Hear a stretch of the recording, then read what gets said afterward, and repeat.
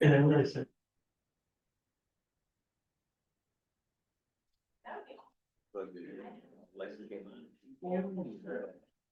Supposed to be something that I heard is kind of difficult. And I had one guy. So that was really great. You don't have that.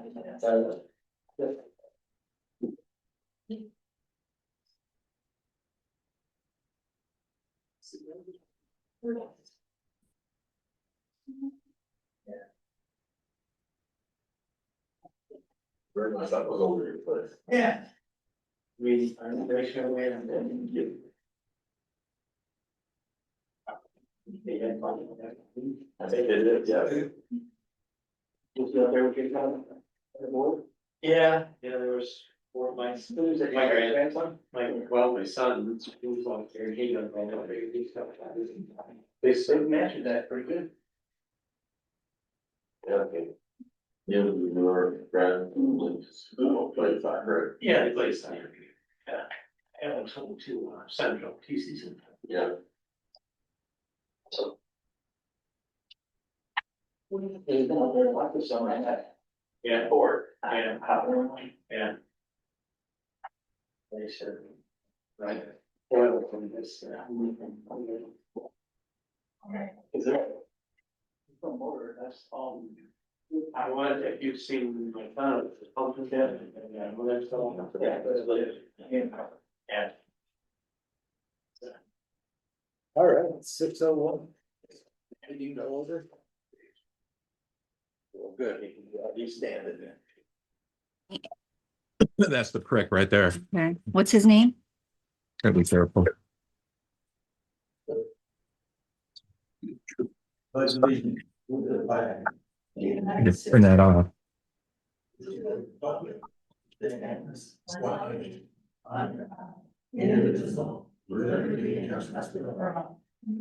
Would anybody care to open us in prayer? Can we do them in the silence? Heavenly Father, we just thank you for this night. We thank you for this opportunity to gather together to complete the township business. We pray for your wisdom, for your guidance, for your direction in Jesus' name. Amen. Amen. Amen.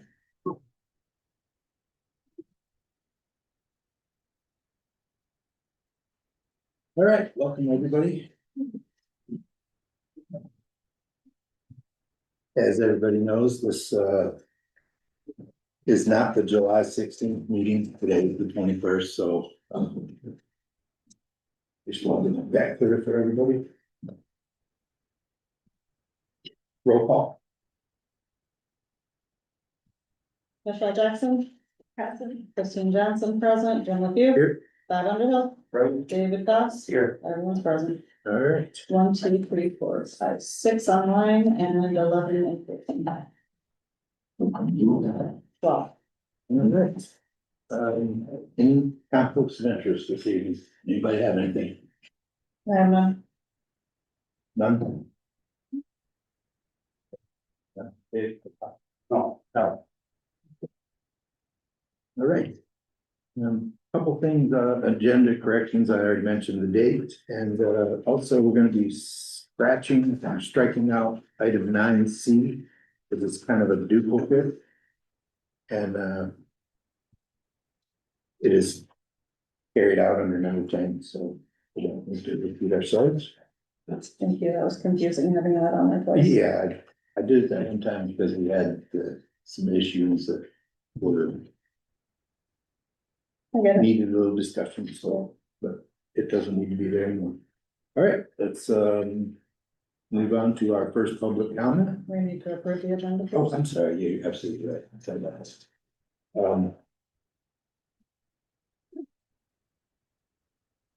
Any other corrections or additions, anything needs to change? Yeah, we have some motions to make, but we can get on to public comment. And I'm going to let that for now. Well, I discussed some things with one or two other board members, and we're gonna make a motion and talk about some things that are not on the agenda. Or do you want to add them to the agenda? Not yet. All right. Anybody want to make a motion to approve the agenda with corrections?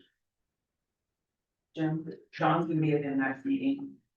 That's true, yeah, I forgot that one. I did pass out to all the board members the flyer that she prepared, but I talked to her this morning at the board review meeting. And, she's gonna be able to make it next month, so, she's not on the guest report today. The commissioner back on the side here, either. We did that. It's there on the So we have surface. no guest speakers today. There's no guest reports. No guest reports. We do have a sheriff's report, just a regular written one.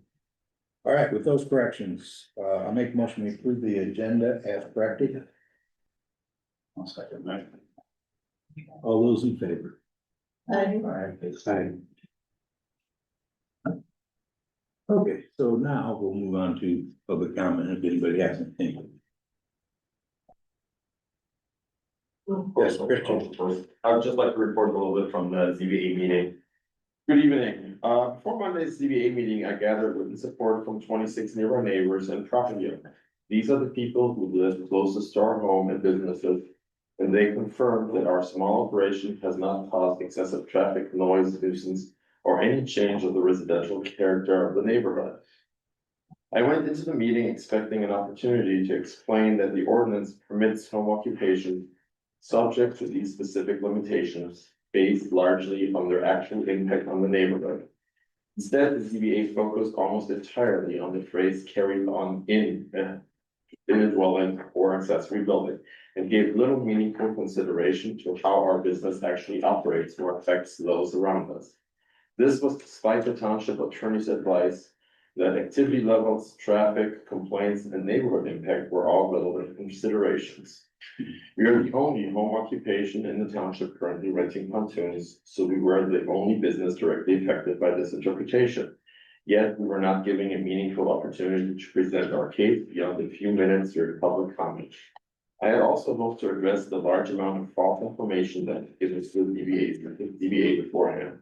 As a result, the written support and real-life experience of 6 direct neighbors were essentially ignored. That was extremely disappointing. A board representing this community should give serious consideration to the views of the residents who are most directly affected. This interpretation does not stop with blowtorch. If applied consistently, it will also affect firewood businesses and stands, maple syrup production and sales, snow plowing services, builders, landscapers, and many other home-based businesses whose work is not performed entirely in the home. The township's own attorney acknowledged that an interpretation preventing customers from parking and walking across the property or preventing a business owner from leaving the home to attend business functions would be extreme and unworkable. Therefore, this decision goes far beyond preventing pontoons from being rented from our private dock. We frequently deliver pontoons to customers at other locations around the lake. By deciding that pontoon rentals cannot qualify as a home occupation at all, the ZBA has effectively eliminated our entire family business. Most concerning was that the board voted before finding out the facts. This demonstrated that the rankings would be drafted to justify an already made-up decision. That is why the decision should concern every home-based business in Clearwater Township, not just ours. I respectfully ask the board, or respectfully ask this board, to consider whether the ZBA's decision reflects the language and purpose of the ordinance, the township's master plan, the views of the residents most directly affected, and basic fairness, and to take every lawful step available to correct this outcome. Thank you for your time and service to this community. Thank you. Joy, yeah. I'd ask again. I don't know how much it takes, I know everybody's busy, but I would like to see the former board minutes, meeting minutes, back on the computer. Thank you. Any other public comment, or we'll move on? Yes, ma'am. Good evening. My name is Micah Stoll, and along with my brothers, I operate Blowtorch LLC, a small family-owned pontoon rental business based at our family home here in Clearwater Township. Over the years, we've had the privilege of helping families create memories on one of Michigan's most beautiful lakes. We've also been proud to give Clearwater Township residents who don't own their own watercraft the opportunity to enjoy Torch Lake. Unfortunately, over the past several months, our family has spent countless hours defending a business that we believed and still believe operates within both the language and the intent of the township's ordinance. This process has been heartbreaking. Growing up here, we were taught that members of the community can disagree respectfully. Instead, we have watched a business we built with pride become the subject of hostility and deeply personal attacks from people who don't even know us. Most recently, a current CBA member publicly referred to our family as, quote, using the lake as our whore.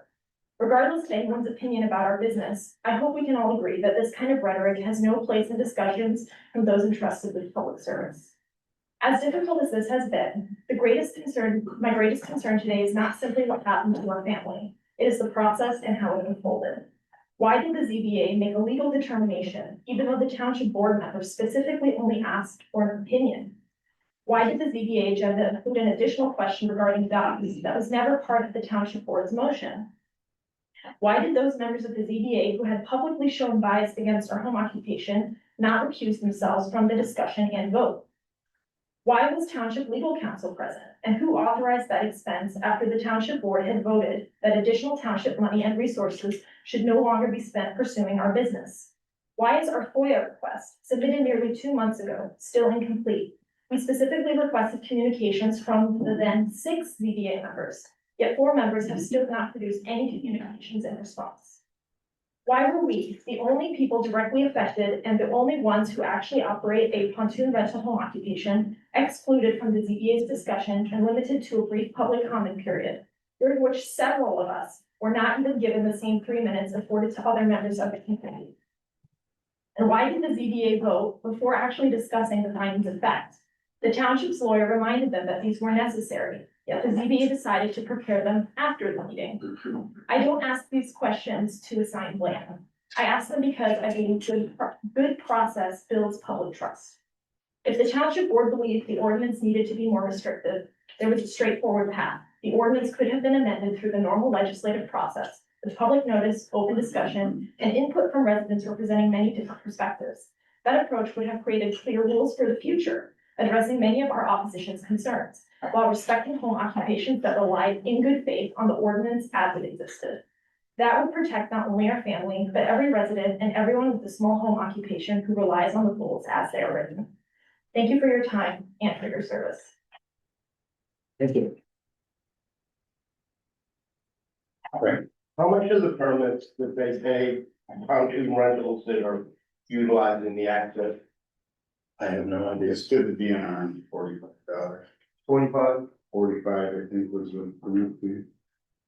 Per pontoon. No, annually, provide, They pay $45 to have access to it that. seems like it was something like 40, it was very small amount, but that's paid to the DNR, not the township, because DNR. And hasn't that caused us issues? We've had many talks about backed up cars, where they're parking, in and out. The DNR one is run by the DNR with, I understand, but we've had town board meetings discussing kayak rentals, pontoon rentals, what they're doing to the township, parking, all that nonsense. It does not happen on these people's property. They run the cleanest operation for a rental in the township. No fuss, no muss. If there's no issue with it, why make an issue out of it? Oh, because if we let one come, now we'll have 10 come. If someone wanted to rent pontoons, kayaks, anything, that's their business. I said that when I first found out we were gonna offer a permit to those kayak people. I said, what if I bought all the permits? How many are you gonna issue? If I knew that I could pay X amount of dollars for a permit, and you were only gonna issue 5 of them, as a businessman, I'd buy all 5 permits just so I wouldn't have any competition. So I think these people are running a good, honest business with their children running the business. What kind of entrepreneurial spirit can you instill in your children? And to give them a nice operation, a nice business, not bothering anybody, no traffic issues. Just a couple of people that are pissed off over something that doesn't rule things. And regardless of what lawyers say, in your heart, all you have to say Not on my watch, pal. Do you wanna change things? Run for office when I be. Be the next guy to step into my shoes and see what you have to deal with. I think they should be grandfathered in. They went to Eagle, they did everything that they had to do, and there are no issues. Why create an issue when you don't have it? I saw a hand go up over here a second ago, but. You know, we've taken a lot of flack over this. We have not issued a zoning violation to the Stokes. They have not never once been asked to stop by this board. I agree. And as far as the ZBA meeting, that was not a meeting to discuss the Stokes Marina situation. That was a request from this board for clarification on whether a pontoon business could be an allowed home occupation. And we did, and I'll provide the email for you. When I asked the ZBA on behalf of this board to look into that, it did say to look into whether a dock could be used as part of the home business. That was in the request. So, I have Well, some look at- questions on that issue. Yeah, so okay, well, let's get on public comment if you want to do that, but I'd like to continue public comment. But I thought it was important that we have not issued a zoning violation to you yet. Never once have we asked you to stop operation. I've had, Mr. Supervisor, yes, ma'am. I think you're out of order.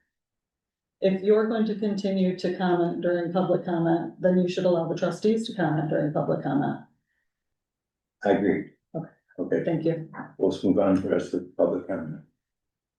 If there's any more. Okay, this looks like you're right. I'd like to make a motion that we move. We're still in public comment. Well, If we we just looked and there's no one there. You talked about on the Would hour. you like to speak in public comment? No. Okay. I would like to speak in public comment. Not sure who that is, sir. John Muhart? John Moodhart. Yes, ma'am.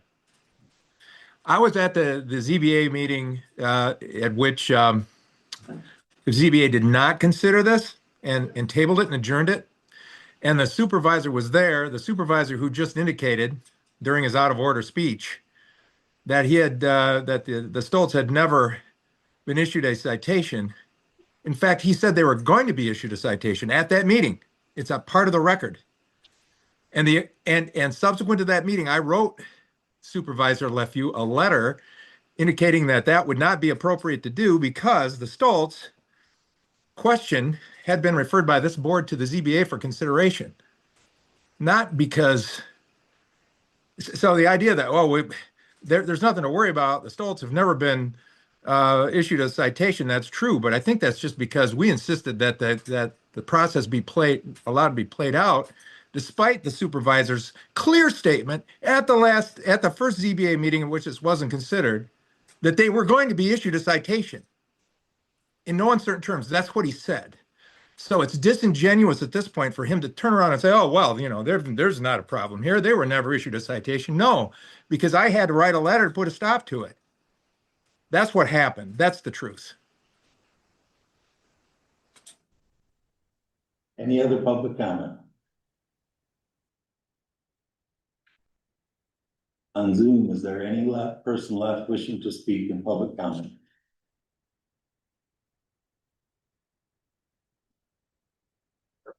All right, we'll move on to guest reports. Well, let's not move on yet. I propose that we move item. We were already through the agenda. and approved it. It's gonna be the same time wise, since we're just on this subject, we might as well continue on and finish it. So, old business, I think we should go over the 13, agenda as is. I think we should. I gave. Well, I make a motion that we change the order. I'm making a motion that we change the order of the agenda. We approved the agenda. I specifically asked you if you wanted to add something to that. And I said I would in the beginning. I said I have a lot to add to it. You said you do it. Now, listen, and during any meeting, I can make a motion, if I get a second, whatever we do changes the course of the meeting. So I'm making that motion right now, Okay. that we move item 13 Making a F. motion in guest reports. I'm making a motion that we move 13 F, the discussion that's gonna come out of that, to the front of the meeting, like right now. I'm looking for a second. It's already on the agenda. Why would you- It's time to talk about it right now, since we just got off. Public That's where it comment. ends. That's right, and if I get a second on my opinion, then that's what we can do. Make your motion. I make a motion that we move item 13F right to the front and start talking about it right now.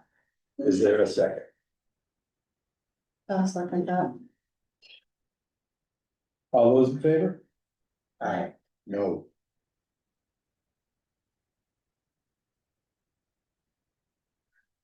I think we stick to the agenda we approved. Okay. And we discuss it in the order that it's on the agenda, so we're still discussing it, just. Just to be clear, I have a aye, nay, is that correct? Okay, motion carried. Okay, so, Jim, what did you have to say about this? I was going to just expound on what happened at the ZBA meeting. It's already kind of been laid out to some degree. Okay, but before I expound on it, would you like to finish whatever you had in mind here? Yes, I would just say that the ZBA voted unanimously that a pontoon rental business is not an appropriate home-based occupation, and that a dock structure is not an allowable use or is not a permitted use for a home occupation. It's not inside the buildings. That is where my question comes in, is I thought we sent this to ZBA for interpretation to be voted on. Well, they had to vote to determine, Okay. you know, how Right. that's. And then they are outcome member, so. Okay, so this is what happened on March 28th at the special meeting, it was on Saturday. You raised this issue, we discussed it, let me finish, we were You all said on, this issue, you're talking about sending it to the ZBA. yes. Okay. So the discussion was sending it for an opinion, is what we agreed to do. And not for, no, The reading. okay, so we were all under the impression that we weren't giving up our right to vote on it, to add to the language. We're done. But that's what happened. No, sir. Well, They okay, so- decided to give us their results, which was their opinion, No. which is what we asked for. was our Now, opinion. I've asked, several board members. They voted yes, and they will take that vote. Listen, let me finish. I know how they voted. That's not the issue. Okay. They voted for something like a smoke screen that you pulled over us. You misled us with your words. I'm gonna read your words in that meeting. Read it out. During that meeting, you said, I don't think that it is appropriate for this board at this time to render a thumbs up or a thumbs down without consulting the ZBA. I think it's, an important part of the step that we should include. Now, prior to that, Christine has said, I believe we have to vote on the recommendation of the ZBA. There were other comments by Michelle. And the environmental doesn't mean ZBA makes that determination. The Stowe should be able to continue, with their own business. Until it's determined, whether they continue. For that business, something to that effect, and when it's on Zoom, it's. The words are mixed up. So, going back to. What was said by you. It was like, hey, we can send this to them. They're just gonna render an opinion. And it's going, but you did not say, if we do this. Their opinion is final, their decision is final, you did not include that. Their decision. Well, When there's an appeal anywhere on a zoning issue, it goes to the ZBA and their decision is final. There's still an appeal. They can appeal. An to the appeal from ZBA. who? Whoever is asking for a zoning issue, if they are denied something, so like. If someone was applying for a permit for something, they were denied, the ZBA is the one that hears the appeal. Okay, so you're And then saying, their decision is final, okay, so you're saying that, except there's an appeal for the ZBA. no. You misled this board, you misled your fellow board members. Into thinking. You tricked us into sending this to the ZBA. As if we were gonna get it back. And see what they have to say, and then resume from there, where we have the final say. But what happened is you smoothed that over, and it was sent to them without us knowing. That we were giving up our right to make a final decision, we were giving up our right to vote on it, and we were giving it to them. We also gave up our right to change, if we were gonna modify or change the language before any of that. Now, had I known, hold on, had I known, no, Jim. You knew what you were doing, you didn't inform us. And your words were misleading. Because you wanted, hold on, you wanted to send it to ZBA, you wanted, excuse me, we're talking. You wanted to send it to ZBA because you already knew what their decision was gonna be. And you already knew that there was more of a chance of it passing the way you wanted to versus if it would have stayed with this board. You know, I don't care which way it goes. Well, that doesn't matter if you care which way it goes or not, what you did is the When point. you're saying I did something deliberately. Intentional, Okay. yes, No, sir.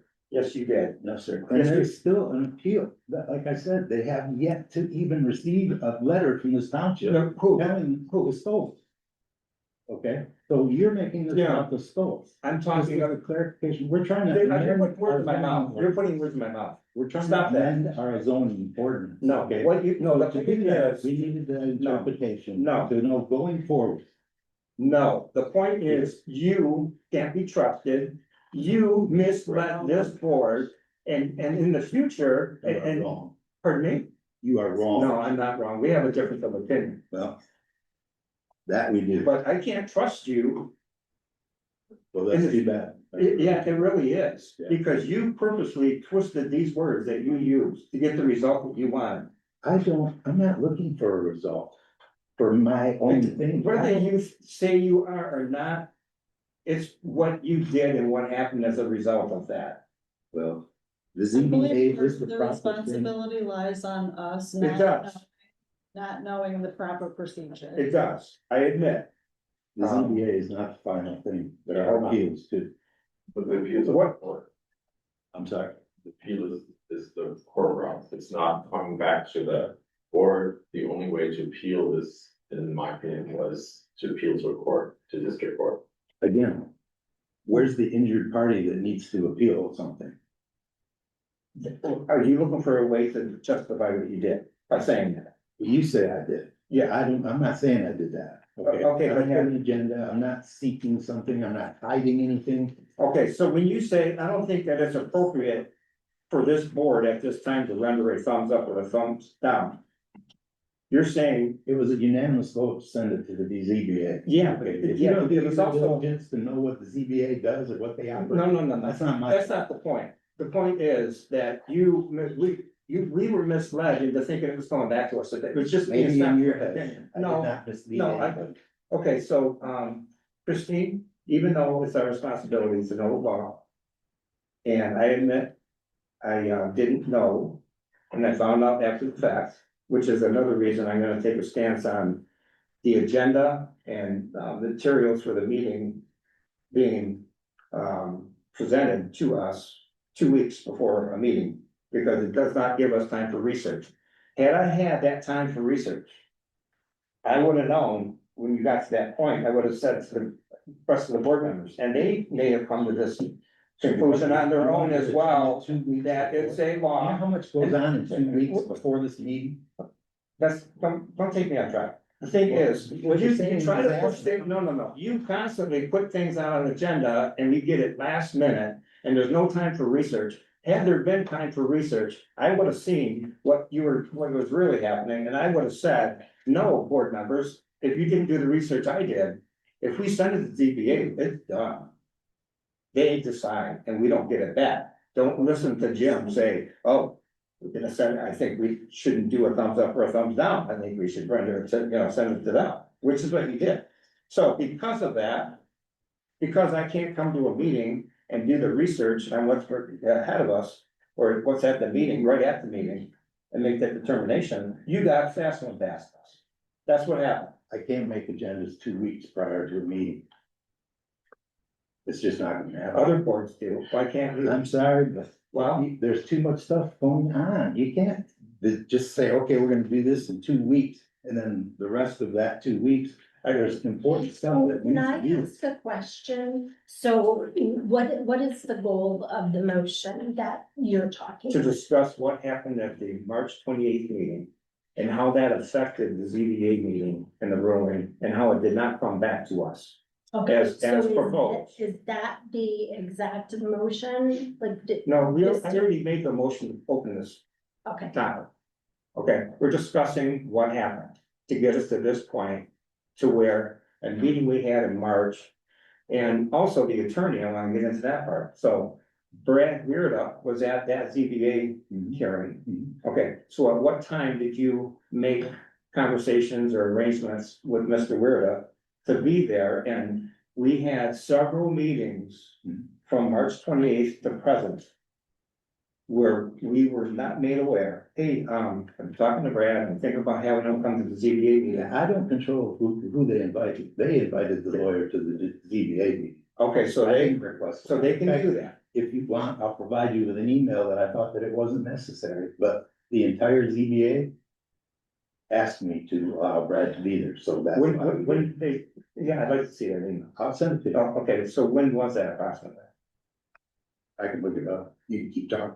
Okay, so. I think it's important on the time, but does the ZBA have a certain allowance? Who pays for that, attorney? Do they, is that subject to board approval, or do they have a time or a certain discretion?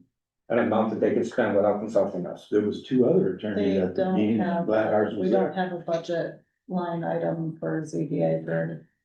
Okay, so based on that, Christine, excuse me, It's to just be the township. clear, are you stating that the ZBA meeting that we, and that our attorney that represents the township was invited to the meeting and that we were billed? The township was billed for their time at the ZBA? I don't know yet, I'm getting to Okay. that part. So if we are billed, June 18th. We will be billed. okay, we will be billed. So who made the decision to hire him without board approval? I don't need your approval to talk to the attorney. Yeah, but to hire him, to spend money, you don't have like, wait a minute, you don't need board approval to spend money on an attorney, is that what you're saying? I don't know. I don't need board approval. I don't need permission from you to talk to the I'm not lawyer talking or about invite you to any meeting I want. I'm talking about, if you're inviting an attorney to a meeting and there's a bill results from that. Are you saying that you can do that without board approval? Yes, That's interesting. yes. We generally have an attorney at our regular meetings. Prior boards have done this for a long time. At a regular meeting, so at a BBA meeting, it applies as well. I don't see why not. It's one of our You know, boards. It's an important issue. Obviously, we've been talking about this for several years. I think it's a pretty important issue. So We were seeking clarification. If I- We wanted to have the lawyer, if I understand your answer correctly. At your discretion. During a ZBA meeting, you can invite an attorney there and a bill can result from that. And you can knowingly do so without informing the board and being transparent to the I public ahead have of no time. reason to inform you about what goes on. I'm not talking about me, I'm talking about- You wanna I'm a know what board goes on at the member. ZBA, go to the ZBA. I am a board member, I'm talking about the board in whole. I think So- that's a budget and expenditure issue, not, I believe that we all have the right to seek legal counsel. As a board, right?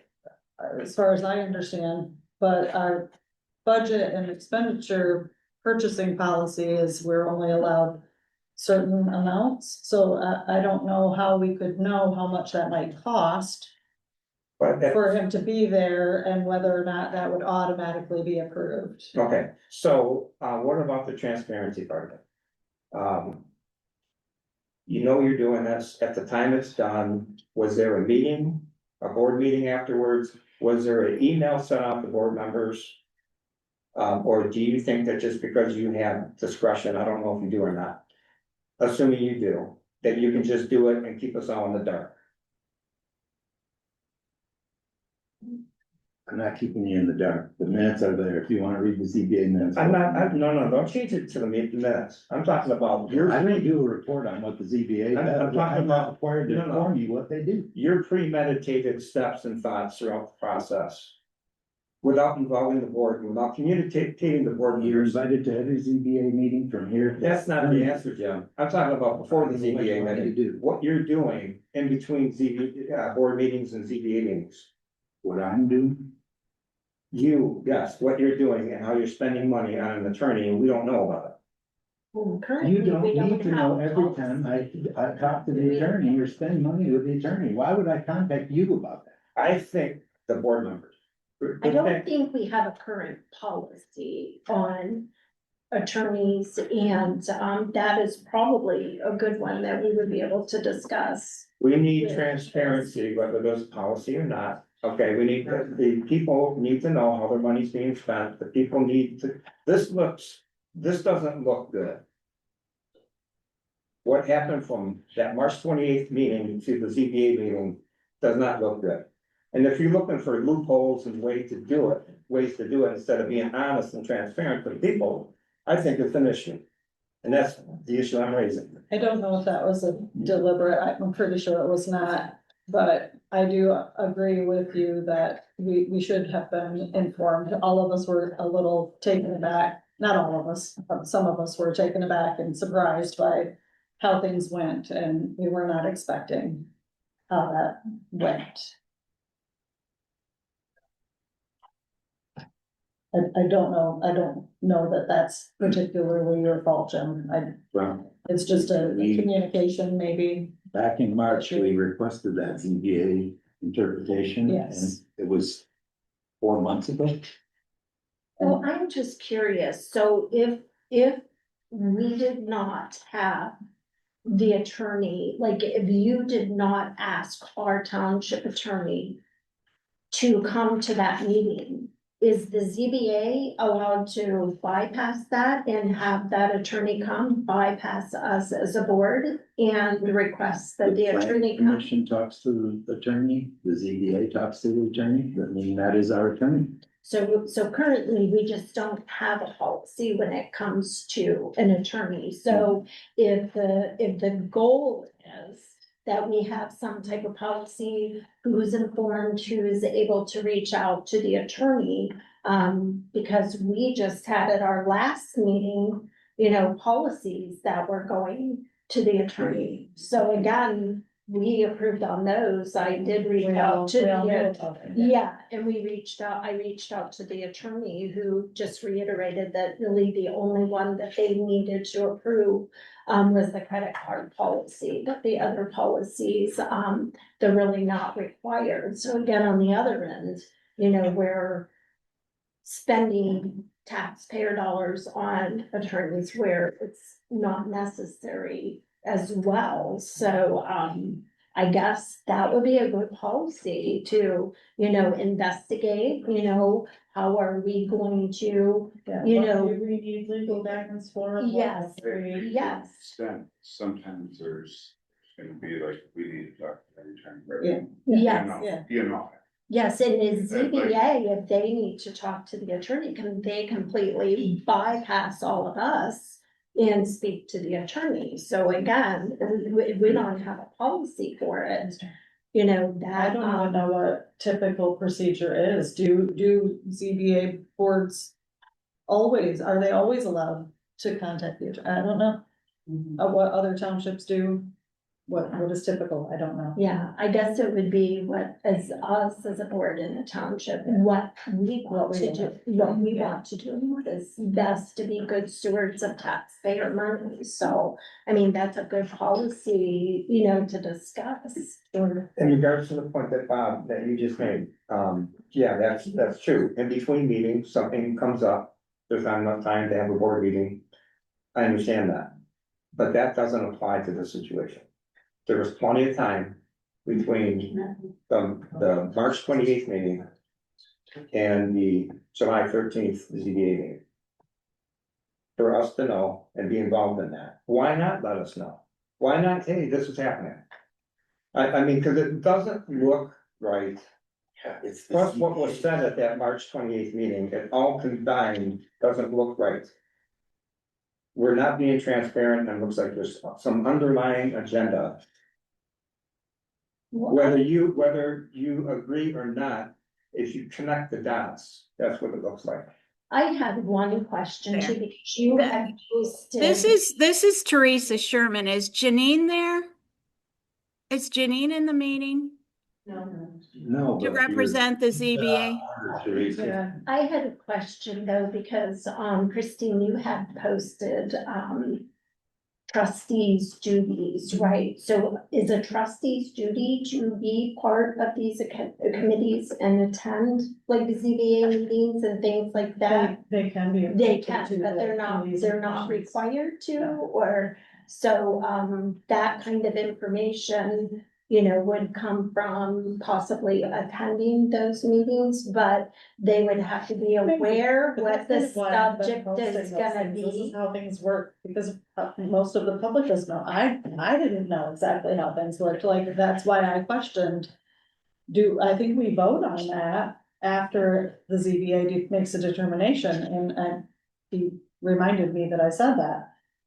Because I didn't know, I thought it did come back to us, and I thought we did vote on it after they made their determination on what the interpretation was. So my question going back to it, would, if we are having a ZBA meeting, would it be posted prior to that meeting, like we post with our agenda? Would there be an agenda and it would have who's speaking and what they're They speaking have, to? yes, they told it. And how Agendas on the website. And And how far in advance is Especially that when it's a post? public hearing, they have to notice it, just like we noticed. And they have to notice it, how They much? post their meetings a year in advance. They only have 4 a Okay. year. And their agendas are pretty typically out early enough. Okay, For people. for us, all of us, the board and the community to be aware what's gonna be discussed at If you keep ZBA. track of the calendar. Okay, no, I was just curious, I just wanted some clarity, nothing more than that. Okay, Michelle, thank you. Now, No, thank you. now on that, during that March 28th meeting,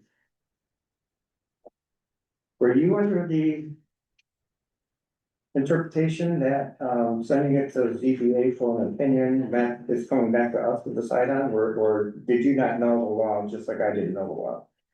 My understanding that it was going to ZBA and they were going to give an opinion on whether, the pontoon business would be considered a, home business or.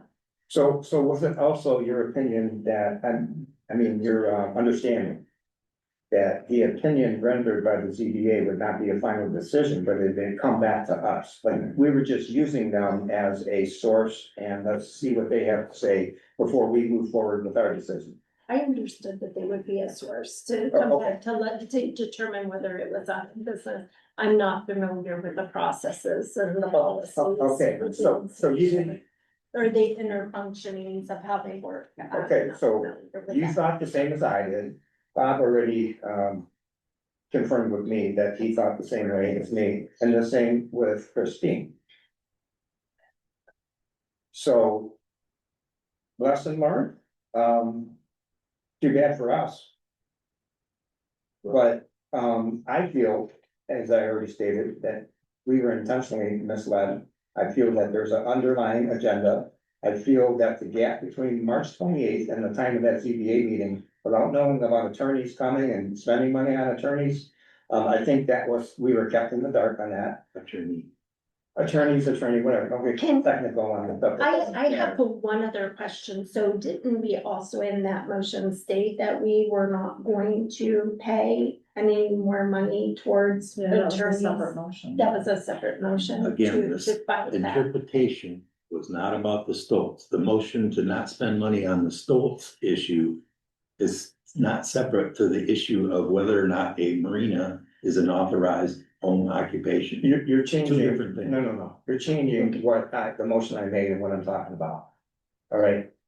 Your motion was that we I discussed. know what my motion was, don't tell me what my Discuss motion it. was, it's not about Stoltz only.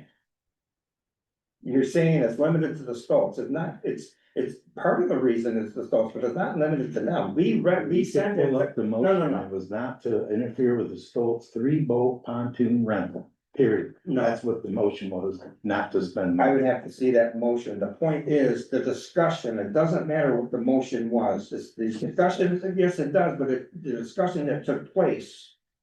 After that motion was made. Also is important and inclusive, you can't just have that discussion, mislead us. Into giving it to ZBA without telling us, oh, by the way, you guys, if we do this. We don't get it back, their decision is fine, you didn't do that. There is still appeals after that. Oh, so it's okay that you misled us because there's I didn't appeals. mislead you. You're telling me, you're relying on an appeal, just because there's an appeal doesn't mean you can do something and mislead someone, and then, oh, but there's an appeal. Let Well, us you keep saying that Okay. they're the final voice, they're not the final voice, there's still an appeal process, if there Yeah. was an injured party to appeal. It shouldn't have got to this point, is the point I'm making. Now, you should have, in addition to what I said, you should have informed us of, and you could have said the appeal part. To give us a full understanding about what we were doing, but you didn't. And I think there's a reason why you didn't. Wow.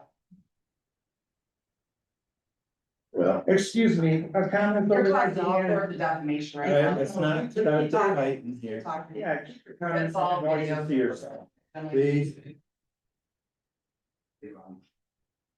Are you through? With that particular motion I am, but there's more to come.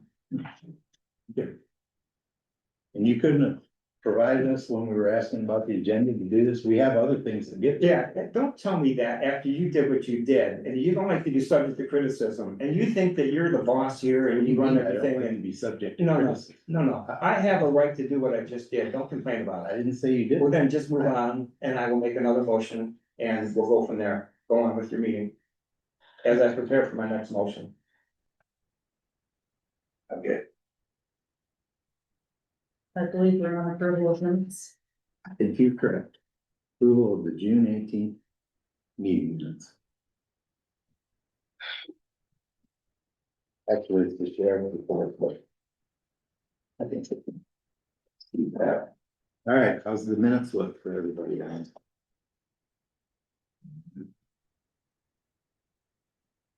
You move.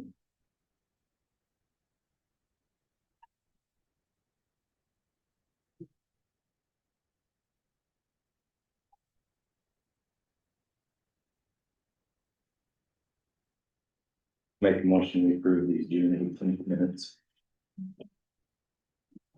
Is there a second? Second, All those in favor? aye. Aye. Motion carried.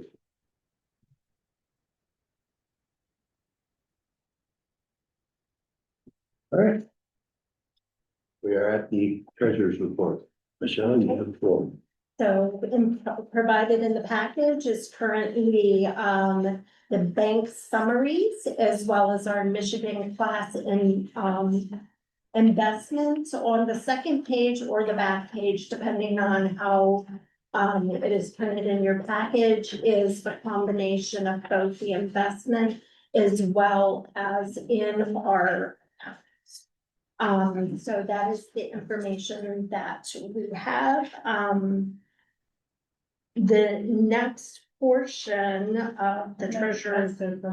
Sure, absolutely. Is there any movement on? Well, that is- Fire equipment? That is where we are on to the second part. Oh, Our okay. plant Moran, so Thank is you. plant Moran, She why should be on first, Jan. are you? Hello. Hey, Karen. Carrie, how are you? I'm well, thank you. Good. So Carrie is with Plant Moran and she has been working with us on the VSA conversion issues and here to provide us a status update. Oh, we should have had her on guest reports. Good evening, everybody. Thanks for having me join. My name is Carrie Shea. I'm a partner at the firm. Our team has been working with the township. I also have a senior manager and a consultant that have been doing the majority of the work. So I'm here to give you an overview of kind of where we are with the project, and then we can go from there. So our engagement with the township began several months back when the township, I think, was working with the state of Michigan and looking for some assistance. And we were one of the firms that were referred to you. And we began right immediately as we were getting hired. The township had already made a decision to convert to BSNA Cloud, and that process was underway, but the actual implementation of the software was occurring within it was, I think, maybe a week of business days from the time that we got brought in.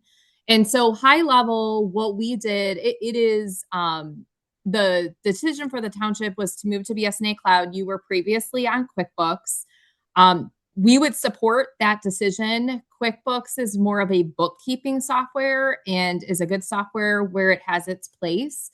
But for a municipality, it is appropriate to have what we would call an ERP system that actually is designed to support the structure of your financial records. And when you are a government, you have multiple funds. And that is something that in QuickBooks, those are combined. And what that does is it takes away transparency because QuickBooks isn't designed to support fund accounting. And so at the end of your year, you have to reconcile all of that information into the funds that have to be reported out to the state. And so it makes it difficult during the year for you to see information. There's other challenges as well, as there is not a great audit trail in QuickBooks as well. So we do see many municipalities that are moving, smaller ones that were moving from QuickBooks. And BSNA Cloud is a software that we have a lot of experience working with. It's a good software, but any conversion, no matter what software you're moving to, sometimes even if it's a different version of a software product, it is a challenging process to go through. And so we came in at the point that BSNA Cloud had been selected with our experience in helping clients in the conversion. We jumped in, and our first thing was to quickly look at your chart of accounts, your general ledger account numbers, and make sure that they aligned with the state chart of accounts, because it's a timely time to make that adjustment when we were putting a new chart into BSNA Cloud. I won't go into the details, but a lot goes on in that process of going into a new software system. There's a lot of questions that come up. There is a lot of reconciliation that needs to happen. There's a lot of verification of information that's coming out of a system into another. And there were some challenges along the way. There were a couple versions of QuickBooks that had to be reconciled. And at the time that the implementation was done, the auditor also had a significant amount of journal entries, and those had not yet been put into your general ledger system. So we helped work with the township, the auditor, and BSNA to try to come up with what the trial balance should be to bring over at the time the conversion was done. Once that data gets in the system, as I mentioned, there's reconciliation, there's questions. We've helped navigate that. The township has also worked directly with BSNA, which is common process. Like when you come in and now you start using it, there's a lot of training that has to happen. And then there's things that you may encounter that need to be resolved. And so the township has worked with BSNA, and they've also worked with us, and that's appropriate and consistent with what we see across the board. There's some things that the accounting function can help handle. There are some things that the vendor needs to help support. So once that got in the system, I know township, different individuals went through some training. There were some things that happened when BSNA did the setup, as far as maybe there were duplicated funds. Once it got in the system, there were things the township wanted to see in different places. And then once we start to try to work through that, which is still an ongoing process, you need to start using the system, right? And so that means recording of daily cash receipts and deposits. That means running your accounts payable. That means working on your bank reconciliations. And it is a user-friendly, I will say, overall software as software systems go. Our team always appreciates when it's the software. It's a great one to use. But with anything, it is very different from QuickBooks. And there are a lot of things that you can do to help make it more efficient as you're going through. And those are the things that I would say the township is in the process of doing. And so we have been helping on those main items as far as the helping support the conversion. We did help get bank recs cleaned up through December. But there were items we identified in that process that the township recently, I think, worked through and was getting recorded. We did help also with the budget development, which was part of that process. I believe it still needs to be formally accepted into the software. And the majority of our time has been paid for or being reimbursed, I should say, to the township by the state of Michigan, which I know has been a tremendous help. There has been a small amount that the township has covered for our services. Where we stand and where we had met with the township 2 months ago is there are still some challenges to continue to work through. I almost feel like it really can take almost a year to get through the first year, all the different seasons of the accounting and what goes in and what happens in the township for you to really feel like everything is up and running.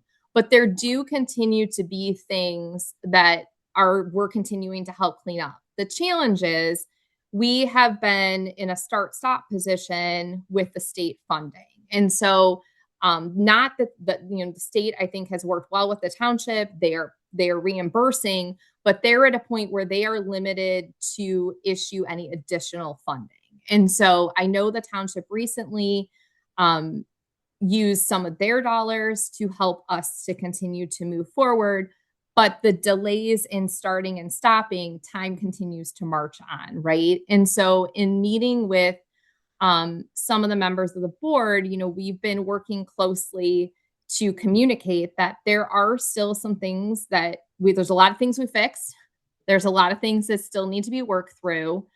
And so again, I just want to iterate, I think this is a commendable process that the township has done. Getting into a audit trail, supportable, appropriate fund-based general ledger is an excellent decision. It just is a bit of a process to get through. So where we stand now, there are bank reconciliations that continue to need to be done.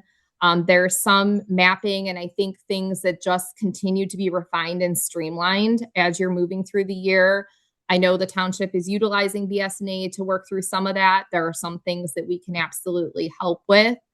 And so at this moment, I know there's been communication with the state to look for additional funding. I think they are open to that. They are just needing their budgets to allow for that, which it sounds like there might be movement on that potentially in the next, I think, Michelle, you said 30 to 45 days. The option does exist that if the township wants to have us continue to move, so we have more of a streamlined process and have less of the stop-start to continue to pay for the help, that would work as well. What our biggest concern is as months go by and things continue to not reconcile, it gets harder and harder and more time consuming when you start to go backwards. Because if you can imagine, instead of having 1 month or 2 months, we're now going through 3, 6 months, and it's just a longer process to go through and reconcile. So I hope that helps kind of where you are and where we've been and what the next steps are as far as continuing to get the software and the data in it current. Yes, that's very helpful. Thank you very much, Carrie. I appreciate that.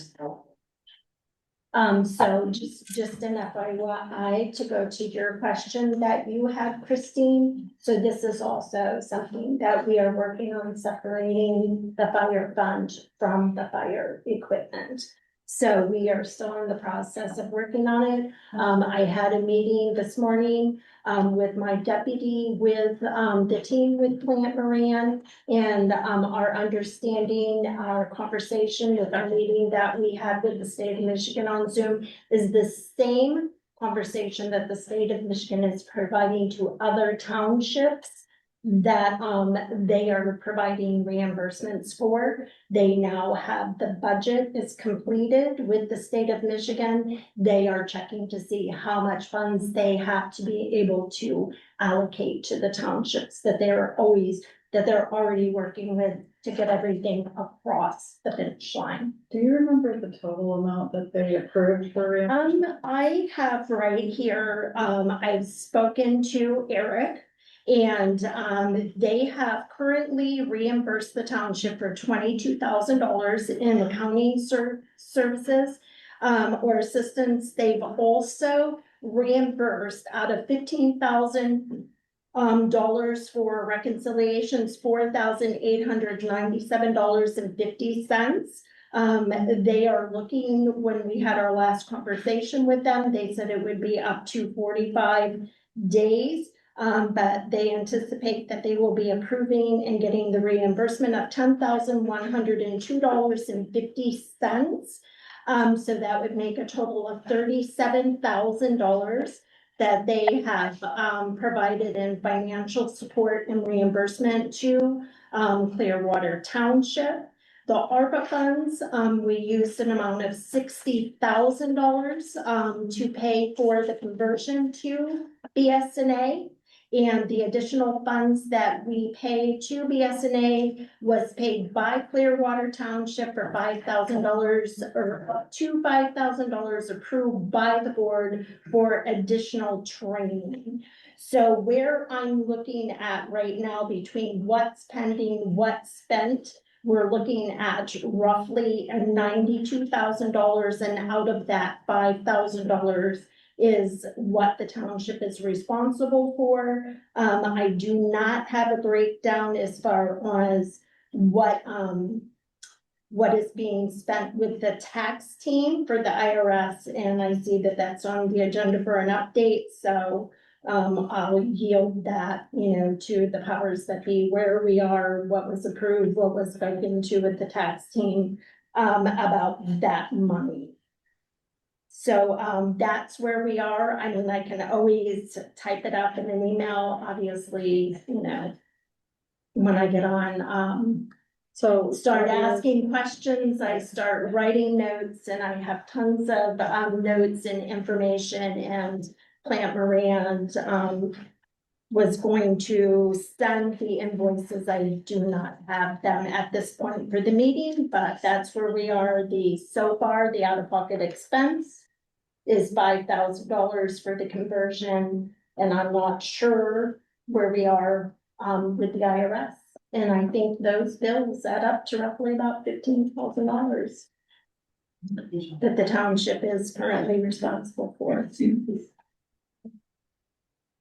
So the next thing that I had is I wanted to yield some time to my deputy. If anybody has any questions, she's been working directly with the Plant Moran team on any corrections and updates to Plant Moran and the BS and the conversion. No, we're not gonna yield anything. Yes, No, we are yeah. yielding time. You need to come forward. It's not please come up here and. Order, please. Please speak. No, Yes. No. Please. she does not have the authority, that is up to you. I'm saying, let her speak. She's the deputy treasurer for the township. Why wouldn't we want to listen to her? Thank you. There's plenty of reasons. Please speak. Because we're. So here the fire for department, And you she's talked got with the important fire department, information. there is a fire fund and a fire equipment fund that we normally had, and in the conversion, those funds were balanced together. It's all full board members, just not. It did come through mine too. Could you forward it to me, because I don't have it, I checked everything. Sure. You might wanna stand up and speak, Dee. The fire department and the fire fund were merged together in the conversion, so we still have to separate them in that way. However, there are transactions because it wasn't noticed when, Excuse me. warrants were written, it wasn't noticed that there was a, account created for the fire, a fire checking under the general fund.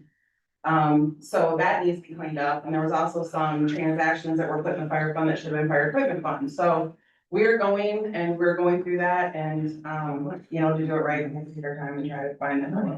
So according to that, so that's where I'm at, with fire. Thank you.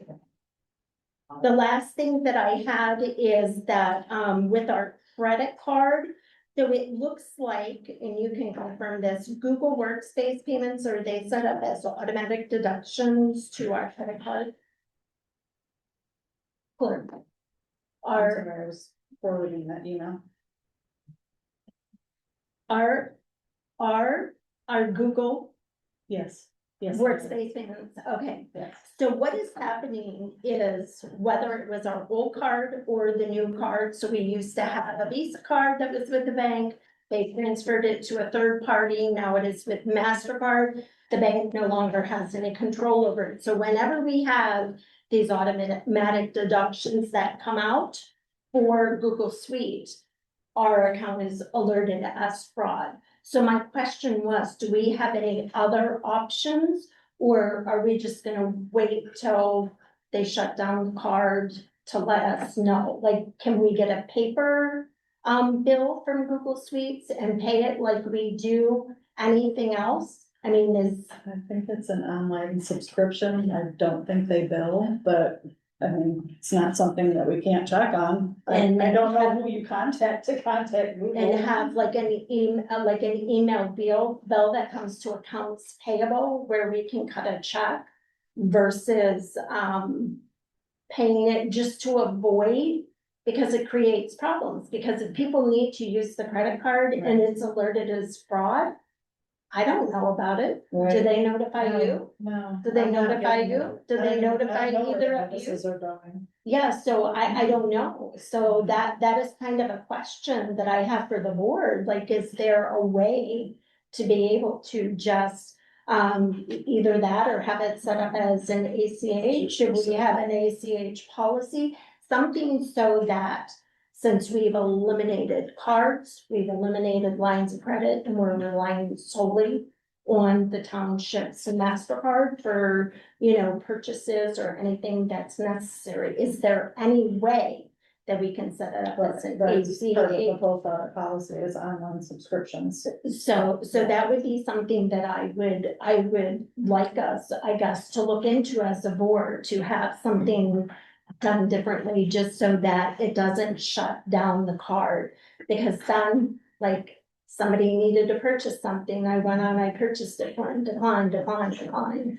Do you know what I mean? And then when I I call, totally understand that. why I just do don't they know, keep like, if Google declining? will bill, I don't know if they. I don't know, because I mean, I have an XM subscription and I can either write them a check or they can automatically take it off my credit card or out of my checking account. So I imagine any other servicer has the same options. So that's just a question that we can all discuss to alleviate having that happen to people. I know last year it happened, the same exact thing while people were downstate at MTA. I wonder if there's a yearly payment that we could make.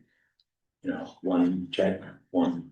Like an ACH, and maybe we would get a discount or something. I'm not really sure. Who set up the Google Suite? Does anybody know? No idea, it's been there for years. Do you have any of the contact information or anything that we determined is valid?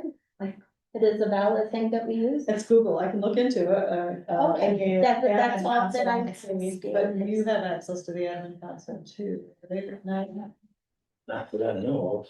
well, I gave you access to the admin console, you should have. I'll look, but Okay, thank you. That's Yeah. all I'm asking, just to Yeah, avoid the township not being able to continue moving forward with doing their business. if they won't, we'll just have to make sure that the card knows that. I've already discussed that with MasterCard, and when it was with AFB, I discussed it with Visa, and they're like, they And do don't they- put notes or anything on that. Okay.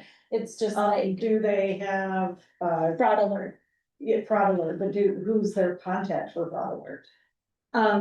I have no idea. I didn't set up the, Google Suites, and I didn't set up in the beginning. If Oh, we I just had had the it. card, I meant the card Yeah, itself. so like I said, I have no idea who the contact person is on our credit cards. Okay. Who's notified that? We didn't even any of apply you- for it, the bank just automatically sent it. Does anybody get notified? Do you get notified? So I would assume whoever was on the prior board is probably who receives the notification. Possible. And then. Addresses we had, so why wouldn't we still be getting them? Unless there's a phone number associated with it. that Yeah. could be. So if we look into it, that's just one thing that just kind of, I was thinking that we would be able to avoid running into this issue. Yeah. You know, it might be an emergency situation next time where this is shut down and not buying, kickbacks for the park. Any questions for the treasurer before we move on? There was one other thing that, Michelle had sent an email about mileage reimbursement.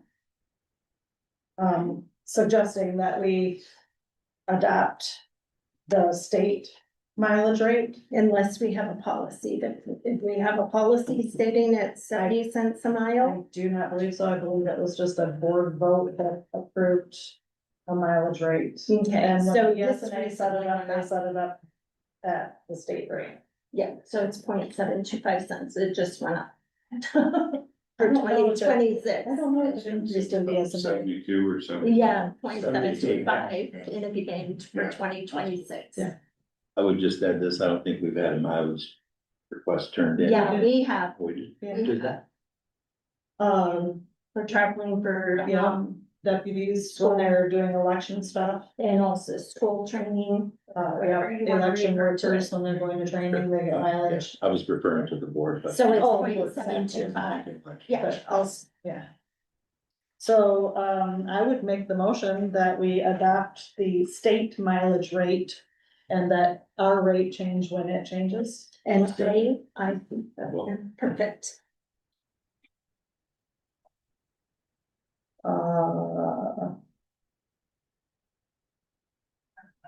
All in favor? Right. Aye. I was trying to wait for you, right? That's, Aye. Okay.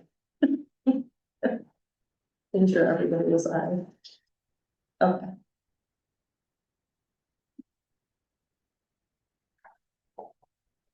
And when you, Kristen, when you get to the, and maybe it's inappropriate for me to ask at that point, but for, paying the bills,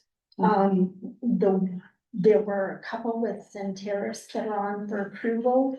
So the one we paid monthly, I actually had a really good conversation with Centerras, so I did get layman terms on what we're being charged every month. That's the we're getting monthly bill. So now I know exactly what all of these long-winded techie things that they're billing us for, what they all mean. So I'm glad, because I have no if idea you what have that any stuff means. questions to those, That's I did talk to good. Chad Wilson and go over every single thing that is on that bill that we pay monthly. Okay. I sent you lots and lots and lots of financial reports. You have your check proof report, which gives you the check number and who it's written to and the amount for both the township and the fire department. The fire department has checks numbers 60761 through 60769. Total of 9 invoices, total amount 912224. Township has checks number 28476 to 28495. 20 invoices for a total amount of 11,974.14. All of those are post audit or purchasing approved. So I just need a motion to approve the post audit bills.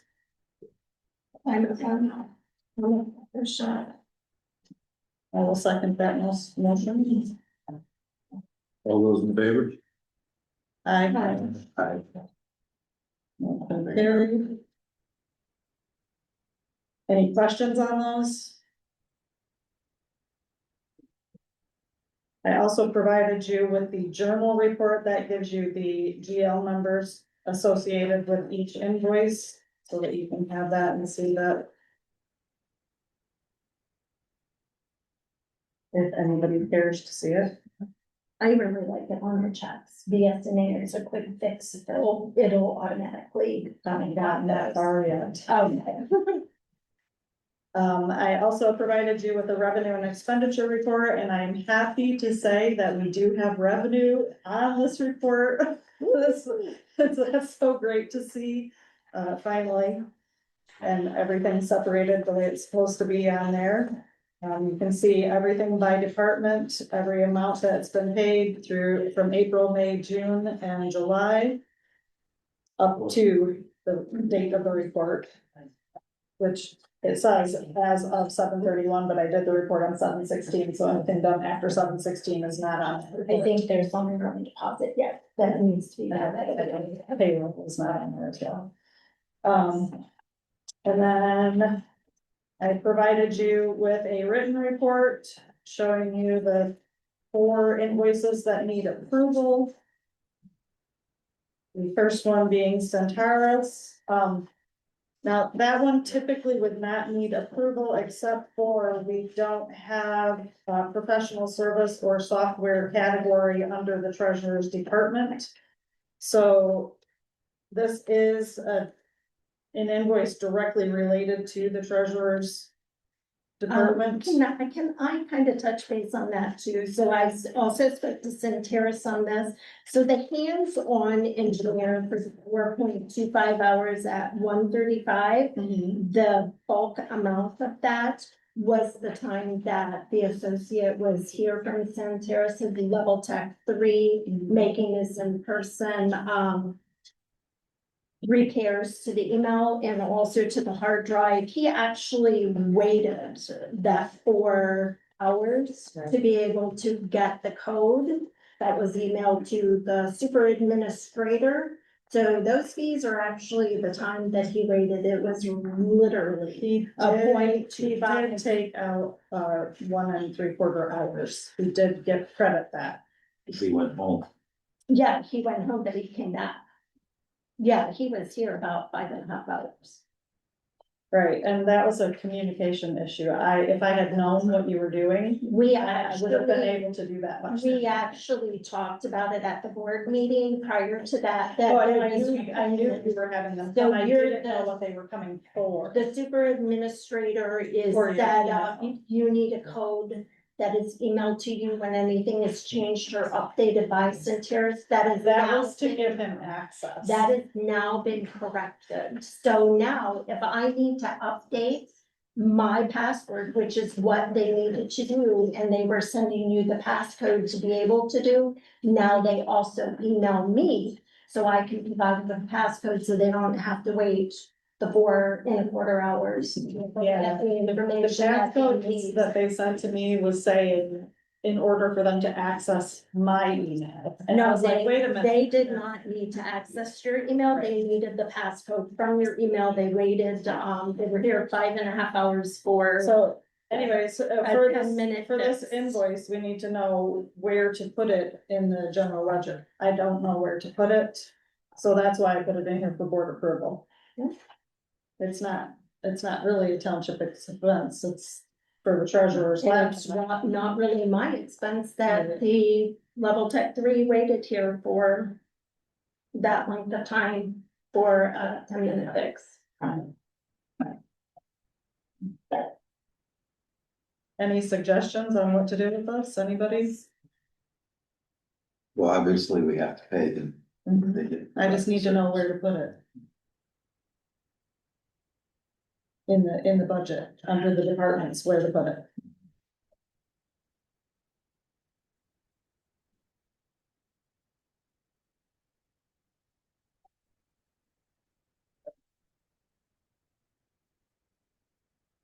Okay. Nobody has any, I'm thinking. It's not my fault that he had to wait that length of well, no, I time to mean, be able to. you were gonna get have to the pay pass for done. repairs no matter what, so. If you look at the revenue and expenditure report, there is a miscellaneous expense under the treasurer's department, or if you wanna put it under the township board, that's I up would to the think board. it should go under the township board. It wasn't the treasurer's issue that they waited that length of time and that the bill. Well, it was for the expensive. treasurer's computer and Yeah. email, so. Yep, but the time starts clicking when they get here and the appointment was made at 10 a.m. that day. And it was conveyed to the board 3 times in the meeting prior to.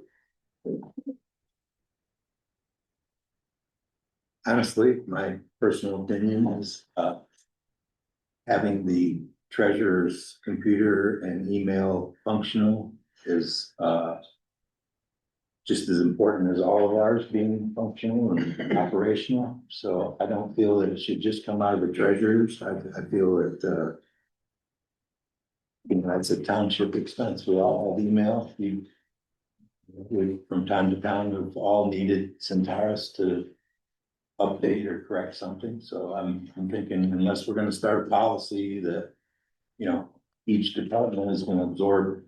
Well, that's how our budget is set up by department. So does that mean the $15,000 to correct the IRS issue is gonna come out of the clerk's budget? IRS issues on the clerk's budget. So how is the, It's payroll, it's not the clerk. so, but the clerk handles it. So again, how is this the treasurer's issue? It's the treasurer. I scheduled the Computer. appointment for 10 o'clock. He came and I don't we really were care trying what to budget find line it. item we I would put say it it under. comes under the township. I'll make that motion. I'll There's a second that motion. Now. Exactly which fund is it coming out of in the township? I don't know, that's my Well, that's question. why I'm just trying to clarify.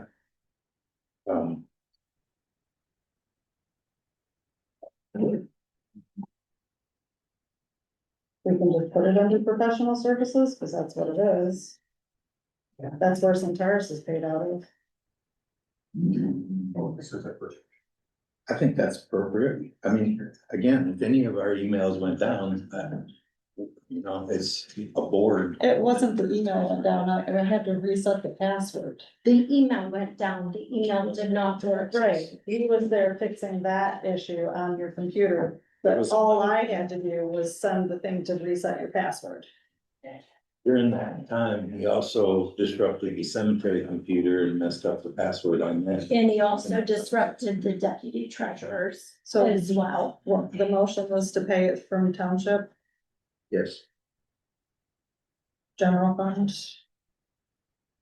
I thought it was professional services. It is the general fund professional services. We want professional services. Okay. And then on to the 776.25. So roll call vote, Jim LePew. Oh, no, I can't say you first. Bob Hill. Michelle Jackson. Yes. David Foss. Abstain. Christine Johnson. Sure, why not? I don't care. Yes. Thank you. Motion carried. All right, the second one for approval is the BSNA renewal for $13,042. And I also have the breakdown of that. Because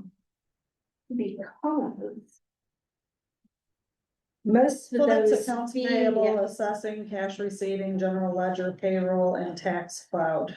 Yeah, Those so funds. all of those except for payables, payrolls and cash receiving, we were already paying annually and was already approved by the board, so.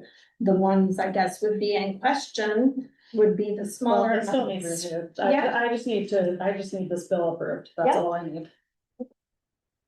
So. I have a question on the Pay the bill. BSNA. So this bill is for what and for what is the covering for how long? It is renewing our cloud services for BSNA for accounts payable, assessing, cash receiving, general ledger, payroll, and tax. And renewing for what period of time? For 1 year. It's 1 year. annual. Okay, so what other BSNA expenses do we have coming in? We've got like, what, 100 grand into this? Well, we don't have 100 grand. So that 100 grand is enough for wherever it came from, right? Including, What are you talking about with the 100 grand? I'm talking How much about, we pay for BSNA. This is We all that paid we, this is all that we will be $60,000 billed, for the I conversion. believe, unless there's extra training that's necessary. okay, so this will be. This is the annual renewal. Yes, and the only thing that is in addition to that was adding payroll, cash receipts and payables on that. All of the other modules, we already paid because they were under BSNA. We are dot but the net. price is different now Yep. than it was before. Yep, Okay, but it was roughly 9,000, I believe, before. and the amount is again? $13,042. And that's with the added payroll, payables and cash receiving. And is that what we can expect the annual per year to be? Yes, sir. So it's over 1,000 a month then? I continue with it. Yeah, we were roughly 9,000 when we were under BSNA.net, so with the additions, are roughly additional roughly $4,000 with the added payroll, payables and cash receipts. Cemetery taxes and, what is the other? Assessing. Assessing, we're already on there. So I'm trying to find where I had the bill. I know I requested it, but I actually ended up reaching out to BSNA to get a copy of it. I'll make a motion, we pay 13,042 for the annual plow renewal. And I second that. Roll call vote, David Foss, Abstain. Michelle Jackson, Yes. Bob Underhill. Christine Johnson, no. Jim LePew, Yes. motion carried. Oh, wait, no, it didn't. You have one abstain to, oh, you have 3 yeses, never mind, it did. All right. The next one that we have is the hometown publication. Just because it's $1,303. For print publishing, This was for the cemetery ordinance, or what was this? it's legal notices for special meeting, minutes, ZBA notice, resolution, and amendment 15. Amendment 15, probably. Well, all of them, like, the special meeting notice was $57, the minutes $528, ZBA notice was only $66, resolution 8264, and amendment 15 is $388. For a total of $1,303. So I will make the motion that we approve the hometown publication. I'll second.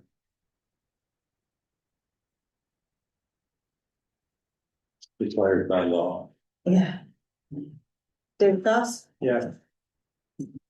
Michelle Jackson. Yeah. Christine Johnson, yes, Bob Underhill, Yes. and Jim Izzy. Yes, ma'am. Thank you. And then we have the reimbursement for Jim for 1642.82. That is for the mounting brackets for the light poles for the new banners that look so beautiful. 8 new banners. And then also we had to send out a priority mail for the Metro. Great Lakes Energy Metro application. So Yes, so purchase yeah, thing Metro application and. to the attorney. Okay. So that was $14 for that and $1628.82 for the mounting brackets, which were approved at the board meeting. I don't remember where I put that. I didn't. It We was like approved 2 that. months ago. Yeah. We actually approved it through Pro Image. Pro Image did Yes. not have the correct brackets, so. I tried it a little bit. We went through Britain banners and we actually saved about $1,400. Yes, So yes. we came in quite under on that, so. So because Jim couldn't get them where we had approved and we needed them before the 4th of July, well, we wanted them before the 4th of July, he went ahead and paid for that himself because that's the kind of guy he is. And just asked for reimbursement. So a motion to approve this reimbursement for 1642.82. And let's see, you would have postage. $14, and then the 1628.82 would come from Metro funds. Correct. 1628.82. Which was one part of the approval. Yes. Certificate. So would somebody like to make that motion, or I will make that motion? I'll make that motion. I'll second. Thank you. All right, Michelle Jackson? Yeah. Christine Johnson, yes. Bob Underhill? Yes. David Koss? Yes. And Jim LeFew. I will abstain. Motion carried. Those are the only invoices that needed approval. And I did change my procedure, so I'm not even printing these checks until the invoices are approved, and then I will input them into the system and print the checks, and they'll be ready to go. That way Michelle doesn't have to shuffle papers and figure out where'd those go, which checks go with what. And, you already have the rest of my written report?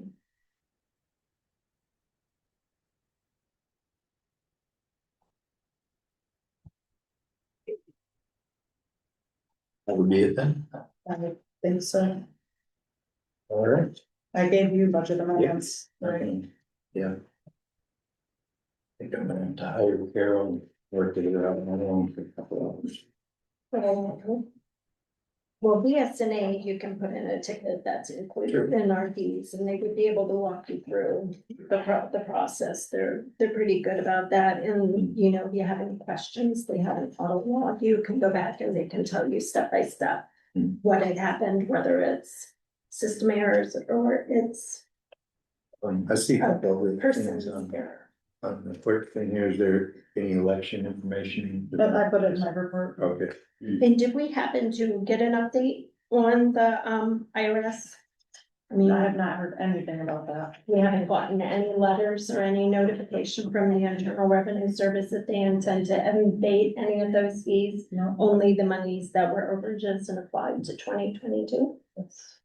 Okay, I mean, I would think that would be a point to, Ask me what's going on with that. well, I think it's important that we find out because those accrue every day. Those fines, penalties and interest, the interest is not waived and it accrues every day. The penalties and the fines are what is looking to be abated. And then the election information, early voting begins July 21st. Perfect. So with the early voting, anybody in the community that's registered to vote can come down beginning on the 25th for the primaries. Okay, thank you. All right, move on to written reports. Are you gonna go through the budget amendments? If you want to do that here for right now. I mean, you had it on the agenda right here. Requesting.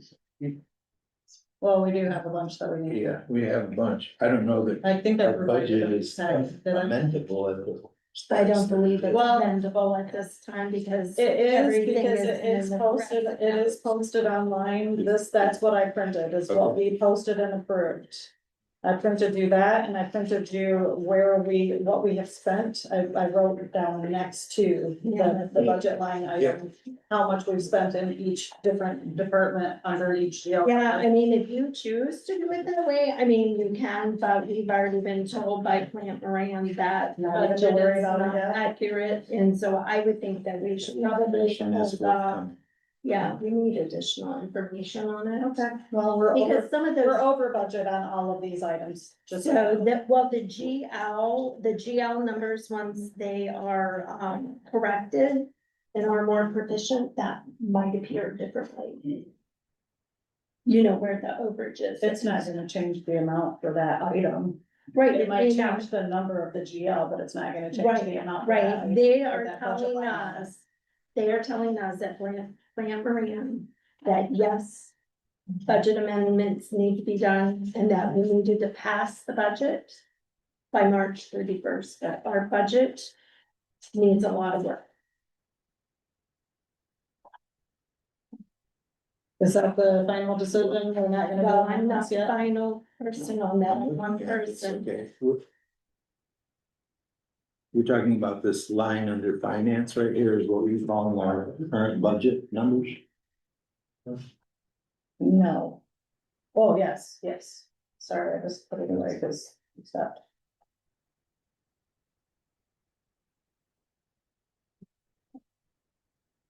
The amount that we have spent is under the 26-27 finance. That's the amount that we have spent, Okay, or no, that's the amount that we budgeted, I'm sorry. that's what I thought. That's the amount we budgeted, and then the number next to it is what we have spent out of that budget Mhm. line item. So we do have a couple of them that, The ones that I had highlighted. There's, yeah, I don't have that. I'm looking at this. and that's this list that I gave you. Okay, Those are all of the ones that I recommended that we increase the budget amount. But we can look at it later when we get the budget all figured out in the SNA, that's fine. well. We'll take a We'll just. quick look at this just for a second. It won't take just a minute.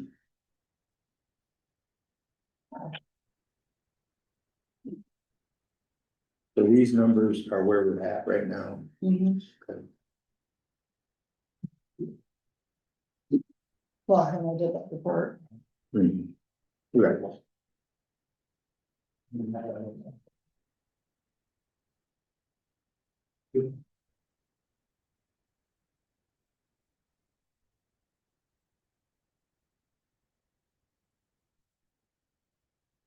It does kind of make more sense to wait until you actually get it input back into the SNA. I was just wondering if these could just be entered in to where we're at right now. I mean, You can make amendments, yes, you can amend the budget on BSNA, mhm. even though you don't have numbers in there. Yes, that's the problem, because everything will show up negative when I put it in It there. already does. Well, yeah, more negative. No, actually, when you amend it, it's gonna make it less negative. Yes. Although it's still gonna be 100% because there's no number there. That's what I'm getting at. If we're at 100% of everything.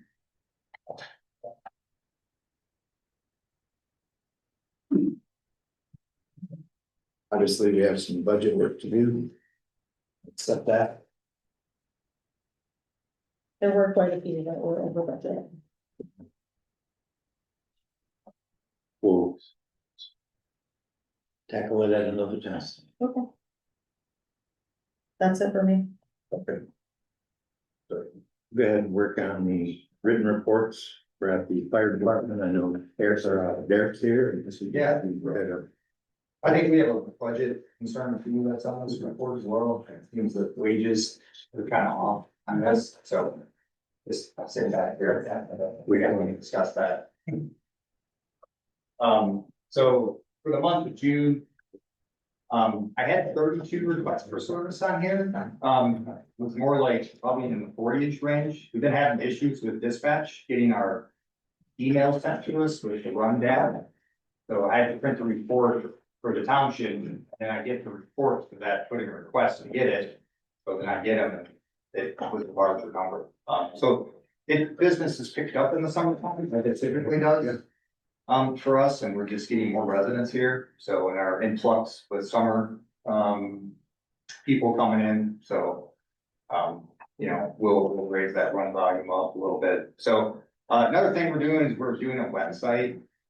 It's kind of active right now, so we'll be putting a lot of informative information on there. One we're working on now is with like lithium batteries, do's and don'ts, like. Basically just take the batteries out, don't leave them in the furnace, don't leave them in the tools. Been several fires recently, that's what the contributing factor was with the lithium batteries, and it does happen quite often, so. Just, public information, just take the batteries out if you're ready to use it. So, but we're just working on the website, and it'll have a lot of information about things we do, the rigs, members. Stuff like that, so it should be a lot of fun. And informative. Well. Love the new report format. I love it. Oh, great, yeah, I didn't wait for that for a long time, to give that to you guys. So trainings, we did some pumping and drafting, we do a lot of that in the summertime. We do it in the winter as well, it's not as much, so it's kind of a, you know, the ABCs for firefighting is getting water and getting water on the fire. I'm not sure if I need to do the approval, so I have a junior, like a cadet that wants to come on the department. So there is paper that needs to be filled out, and they do the parent, both parents, or if they're just one, will sign that form. I don't know if that needs to be approved by the board. Which, where is that from? Junior. It's a junior cadet, so they're, you know, they're not 18, 17. Mhm. As of today. Is that like a program that you have? Yeah. Okay. Yeah. Maybe you could share that with me, what Yeah. is involved with that, Yeah. but we should at least let our insurance company know maybe Yeah. that we're taking on these individuals. We've had one before, Caleb Okay. Smith, who was in the junior firefighter. Okay. But yeah.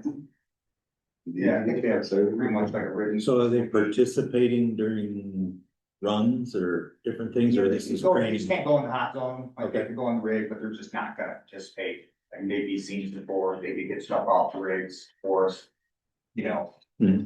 Are they like volunteers? Well, yeah, I mean, everybody's kind of volunteer, Yeah. they're paid on call, we call it, but yeah, so they would just be.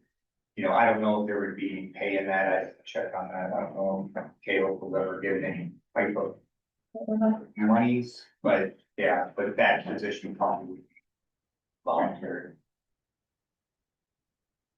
So, That's something we'll probably have to look into, because I'm not sure what the procedure is for that. yeah, Then just a little too long. yeah. Okay, and then the other thing I wanted to bring up, or just have discussion, you know, looking at budget, inflation. Cost of training firefighters, outfitting them, our, you know, just our station needing stuff. Things gone through the roof. Our current millage is at 1 mil. We do have a fire equipment fund that's at 0.5 or a half a mil. Which is basically kind of supports our, if we need to get into rig. So we have 3 vehicles in our fleet. If you replace those or space it out, you know, a 20-year lifespan on a rig, you usually want to replace it kind of around this time. That kind of covers that, the fire equipment does.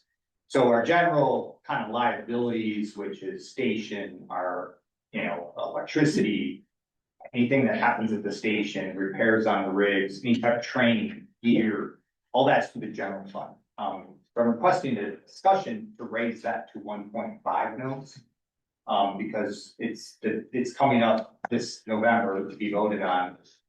And I just don't wanna see, we have a contingency, like a capital improvement fund that we have, that could be used if something catastrophic happens to one of our rigs, like we lose a pump or we lose an engine. That money's there, we don't have to come and get a special loan or, you know, approach the taxpayers to, you know, possibly buy a rig or replace a motor. So I just wanted to open up some discussion on that. We can put that on the ballot for November. Cause I just know it's gonna be for the next 4 years, and if we start running into a deficit, then I have to start looking from that capital improvement funds that can't do. What I don't really wanna do, like to leave that for emergencies or improvements, so. Just something to quickly add there, Yeah. and we had a discussion earlier today, Yeah. as a part of that. The local townships around us are all at about 3 mils right now, so the 1 mil that you're referring to that we currently have, that was voted in like 2010. Oh, 49 years old.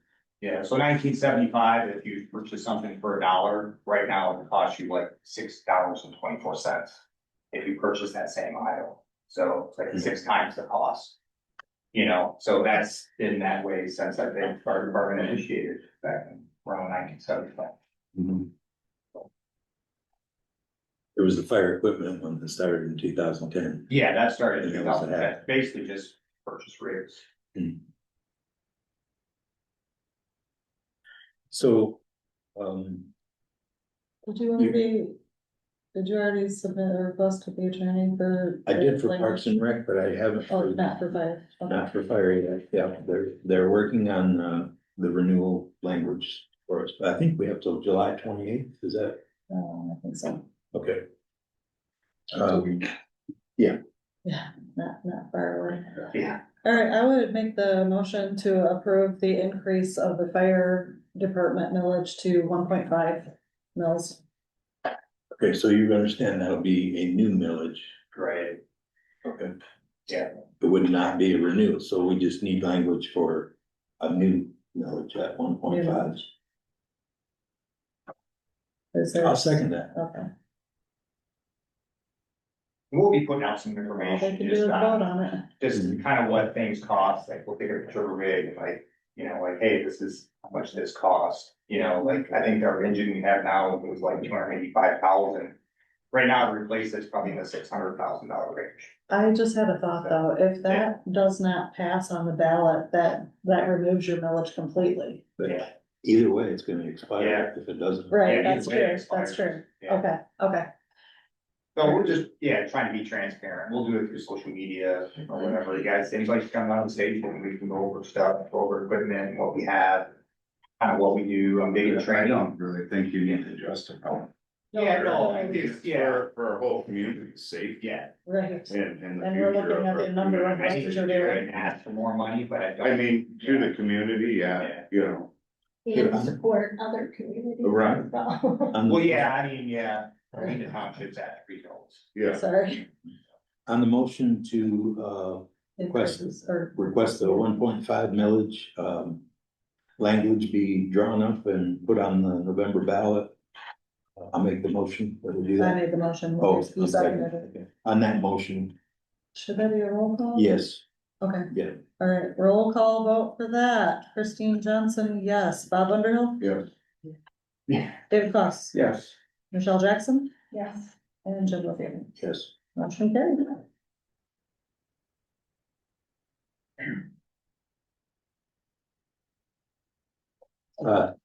One little more comment on that, and that is that the hospital millage that is on your current tax bills is the last time that's ever gonna appear on there. And that's 1.6 mils, so. You know, Yeah, Trade off. it's a Trade-off, small yeah. trade-off, we're gonna be and Yeah. then we're gonna charge. Right. just a little bit, Just They a say little, it's. just a little. so. Yeah, In they- reality, taxes will go down 1.1 mil. Because of the hospital disappearing, if we approve that, so. But And then we gotta get some information out to the people, and then you'll. be Yeah. okay. And then with the medical, kind of the rescue truck that I'm looking at, looking more toward the used side and then doing our own work, contracting it out. But I wondered why prices were so low when I looked at that. Yeah. I thought maybe you were going through Temu or something. Yeah. Yeah. Keyboard. Yeah. Yeah, no, the price I got was like 140,000, that's brand, new. That's everything done. I think. But that's still not for like a brush rig is what you think. Yeah, it wasn't like a medical rescue truck, it doesn't have, you Yeah. could put a skid in it if you Right, want to, right. it's pretty easy to do that. This is just basically for rescues, for medical calls, because our squad that we have now, that's probably a $400,000 rig right Yeah. now, and it's just getting beat up. So, something cheaper. Something you can pull through a U driveway or. Yeah, we could pull into a driveway that, is covered with snow, or, we think about putting I a would pump on support it. that 100%. Yeah. Opposed to Yeah, a so- side. Kind of want to just wait for this new millage to pass before making big decisions on that rescue. Oh, Right now. okay, you want us to hold off on that one? I think so, I just want to wait till that passes. One thing I want you to keep in mind, Yeah. Eric, is people don't sell things because they're in great condition. Even if I it's a know. super low hour, low mile, Yeah. And when you can buy something with some type of More factory yeah, warranty, for sure. it might be more sense. It has its value, Yeah, for sure. absolutely. Yeah, no, I understand. Yeah, we're looking at both options too. Yeah, there's a reason somebody. We all love new shiny things and for something that lives literally depend on, I would rather have something Yeah. that we know, Okay, my personal opinion. okay. It's gonna last. Yeah, well, I can still present it to. Oh, yeah, yeah. Next meeting, I could get some actual proposals together and. Okay. That would be great. That's what we wanna do, and then You know, Yeah. I might find one misordered brand new somewhere. yeah, yeah, All right, okay, Thank you. thank you. thank you. All right, one other thing, I just happened to think that you only have like 1 or 2 payments left on the pumper truck, right? It should be a little bit more than that. Yeah, but it's Yeah. getting down. It's getting down there. Okay. Yeah, we're in the home stretch. Great. So, right. Dan Packer, Clearwater Township Planning Commission. You should have all received a written report of our July 6 meeting a couple of weeks ago. And, on the agenda here this evening, there's a good summary of what we'll be doing in our August 3 meeting. That's all I have unless there's any questions or if Bob has anything to add. Couple of upcoming public hearings. Yeah, August yeah, 3rd. listed on the agenda. Yes. August 3rd. August 3. And all your notices were sent out. Pardon? All your notices were sent out. Okay. Thank you. Real loud. Zoning Administrator John West.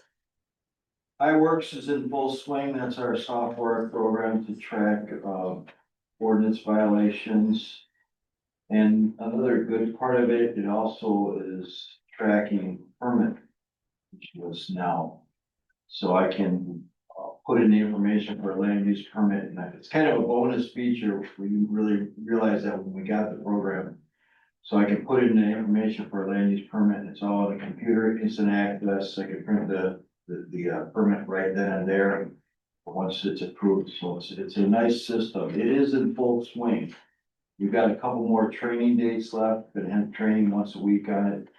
There's so much to the program that is gonna make things a lot more convenient, precise, and able to track it. And I'm still learning that process, but it's going great. Other than that, we had a court case on Friday. The defendant in that case was found guilty in order to clean up. That's all I had for, you have my written report, because all I had for zoning, unless anybody had any questions. I'll just add that iWorks program that John's talking about. When we went for that court hearing, all the information was neatly organized and really there was no issues whatsoever. It was very concise and, you know, really packaged the information well. I thought. So time saving. Yes. Time saving, yeah, it's nice, cause like I said, it prompts me as well, like, you know, hey, you issued a warning letter, it's been 30 days. So you get a reminder. Right, so Okay. what are you Awesome. doing at this point? Mhm. So we are gonna be working more with that and utilizing that more, so the public is aware of that as well.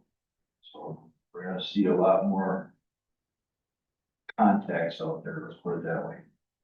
So it streamlines and organizes, helps you around that. Yes, it's a huge Very thing. time saving. It's, right now, it's the way it's set up, as soon as I get the internet contact, I can literally do it in front of a property.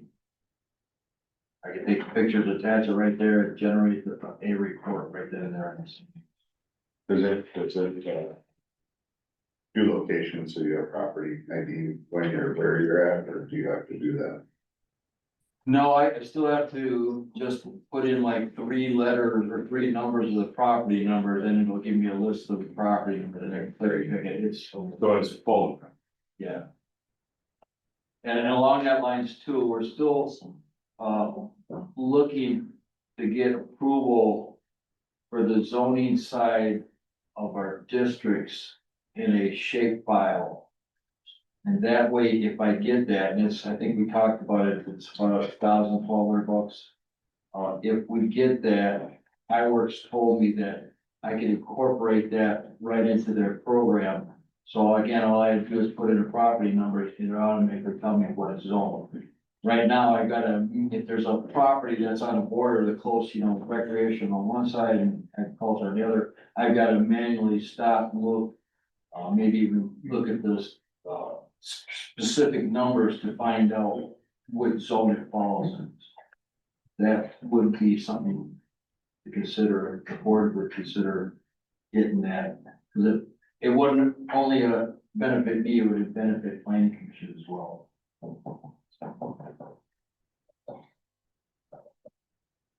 That's it for the zoning. That's it. You wanna do a brief on the safety meeting? Yes, I do. A couple of issues were brought up in the public safety meeting. And it's kind of in conjunction with what I just talked about. I was already looking at doing this before it was brought up. Two big issues that were brought up. Dangerous structures, which basically falls under ordinance number 30, our blight ordinance. I think that there was some concerns of some buildings. And I've already told the committee that it's already in the works. Again, with iWorks, I'm able to distinguish what the issue is, and again, I can track it. Demolition permits or nothing going on, again, it's gonna prompt me to handle that, so that's addressed in the public safety committee meeting. And noise ordinance, and I know we've got a draft ordinance right now combining all our nuisance ordinances. But I will tell you that our noise ordinance needs to be, it's incorporated in the new draft ordinance, but it's something that I think we're, as a township, and me as a zoning administrator, need to look at that to try to help some of our residents get some peace from issues in their communities, so it's in the works. Did we skip? Oh, Parks and and last Rec? correction on the public safety committee, it's at 5 o'clock on the third Monday of the month. Were we discussing Parks and Rec? Yes, I accidentally skipped over it. Oh, okay. Cause I did want to just remind the board, our neighbor just put in the lake or the pond on their property and have the sand. And as soon as we have access to, Bobby's dump trail, we can access that sand and utilize it on some of the, exit sites. A lot of it looks like heavy fill. The ones that, you're gonna look at the backside and the side from, Valley Road, not the stuff that's far in there.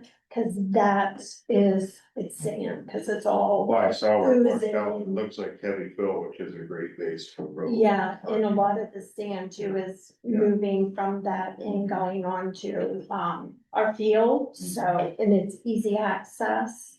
I talked to him, he said we could have a couple, dump trailers for free for that, and, he did just ask if we were gonna take them up on the offer. So just an FYI, when I spoke to Gordy, he had said he had to get with you on this. You just dump sand in the lake shore without, No, for the parking. oh, for parking Parking lot. area, yeah. Yes, Not the lake shore. No, no, like there's, Gordy had said like there's tree roots and stuff like that, that they can cover. Oh, gotcha. Things I like mean, that. put some build on some of the stuff that will walk will do top of that. I think Andrew, if we talked about that. Yeah, we got a couple areas for using that, but. Anything else on safety, John, or we good? No, that's all I had. Thank you. Okay. I accidentally went past Parks and Rec on here. I know they didn't have a meeting, but there may be some comments. Anybody, yeah, this thing, Dave. So, okay, Well, Dave's on Parks and Rec, so I'm just, thank you. yeah. All right. Nothing I'll else. work on Bob. Road committee meeting. So nothing with me, that's yeah. Yes, maintenance. We did have a couple of issues. I even got a letter to an individual of some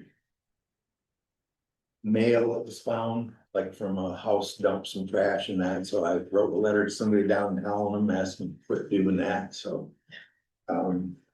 We've got some cameras, we're adjusting them, moving around to better capture whoever's doing that, but we've got some household trash dumpers, so if anybody sees anybody in the park doing that, just let us know, please. Another needle was found, Which park was that? what did she say? I think it was the west side. I thought it was east. Yeah. Freedom Park East. Yeah. East? East, yeah. It's around. And I did want to give some kudos to Parks and Rec and Maintenance, so I typically walk a couple miles a day and I usually go up to the cart trail. But I noticed when I'm walking, there's no bathrooms, the garbage is overfilling, including the excrements from the dogs that go in, so I started going to the one at Heritage Park, and ours is so nice. Maintenance and Parks and Rec have just done an excellent job keeping it nice for the community to come to and clean and just rather, refreshing for people who are walkers. After you said that today, I Nice. drove by the trail and I was like, oh, she is not kidding. Yes, and if you have to Not go to the trimmed or restroom, anything, yeah, there forget is it. a nice Oh, yeah. porta potty in there here. It's like, I'm just saying. Kudos to maintenance and Parks and Rec. Okay, I think we have now finished the first page, is that right? Yes, now Okay. we're on roads. All right, we're on the road commission. I will just say this, I did attend the county road commission meeting. And they were looking to find out if we were gonna need another second brine application. Yes. I went ahead and told them tentatively yes, but I need board approval because that does cost money. We generally do every year, so.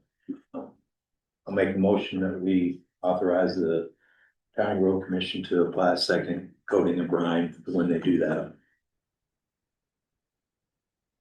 I'll second that. All those in favor, or probably should vote, spend the money, so. Oh, we do, I have no idea what that cost is. It's almost $30,000 comes out of the road fund, yes, Across yeah, 30,000 out of road. it's like 5 cents a gallon, I use a lot in my entire county. Well, should too, but we all need to love it. Yes. they Yes. do. I love it. All right, roll call vote. Bob Underhill? Yes. Michelle Jackson? Yes. David Foss? Yes. Christine Johnson, yes. Jim LePew? Yes. Motion carried. We could just out of the water on Valley Road. Okay. Culvert failure. Okay, supervisor correspondence, couple of. About a month back, June 17th, got an application from. Great Lakes Energy under the operating name of True Stream. And they're updating their Metro Act, Metro Act application. They've already given us a $500 fee for that. I did send this off to our attorney who read the entire thing, and this would have been the new attorney, Fahey Schwartz, whatever. They came back and said that there was absolutely nothing in here that we should be afraid of. So we need to pass a resolution. They did provide a copy of it.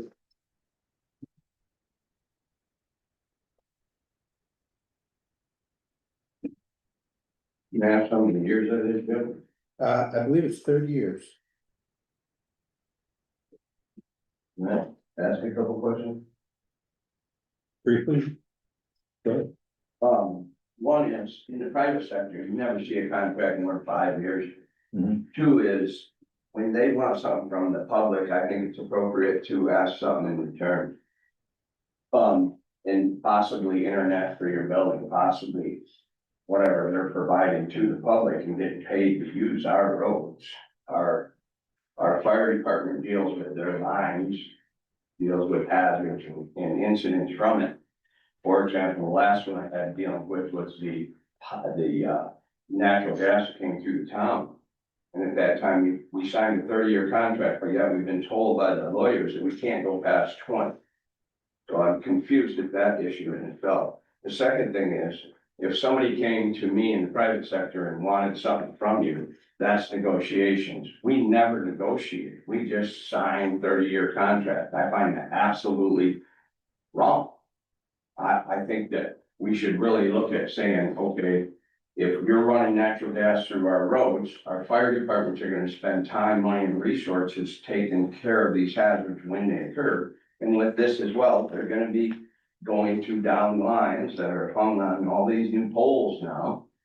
And we probably, the fire department pays for a separate internet from some other separate company, and I think it's just absolutely sad that we don't look at it as a business like Clearwater Township is, registered Dun& Bradstreet for-profit corporation, to say, yeah, TrueStream, that is great, we'd love to do business with you, but we just want to negotiate a little bit, we just don't want to sign the first rendition of a contract that's 30 years long. I don't think it's appropriate. I think we should be saying, yeah, we'll deal with you, but hey, why don't you provide us TrueStream to our township building after our contract's up with our other one, and yeah, the fire department too. I don't see how any company that size that's gonna make millions upon millions upon millions of dollars wouldn't be open to some of the suggestions. Thank you. Okay. First of all, this Metro Act thing is pretty much controlled by the state, okay? There is another franchise agreement we're gonna talk about in just a minute, which is not related to the thing, but this Metro Act thing, they're gonna be paying us considerable amount of money. I can't remember the exact footage that they had. I know Dee looked up how much footage other providers in the township had. I don't have that number right in front of me, but it was quite a lot. It was like number 2 behind the consumers, but anyway, they're gonna pay us for every foot of line and things that they have, so. Would you like that, Jim? If you have it in, What do you want?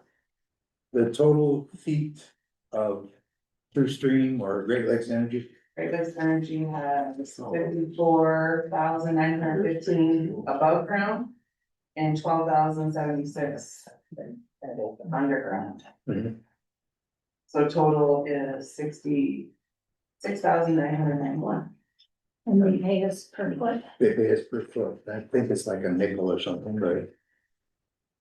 Currently, we're getting from different providers, that are already actually working in the township and involved in this program and stuff. You get like $40,000 a year or something on that nature, is that close? For Metro, Yeah, how much a year? about 40,000 total between all of them. I don't think so. I think, no, it's a once a year check, isn't it? So it's quarterly. Hold on, I have a spreadsheet.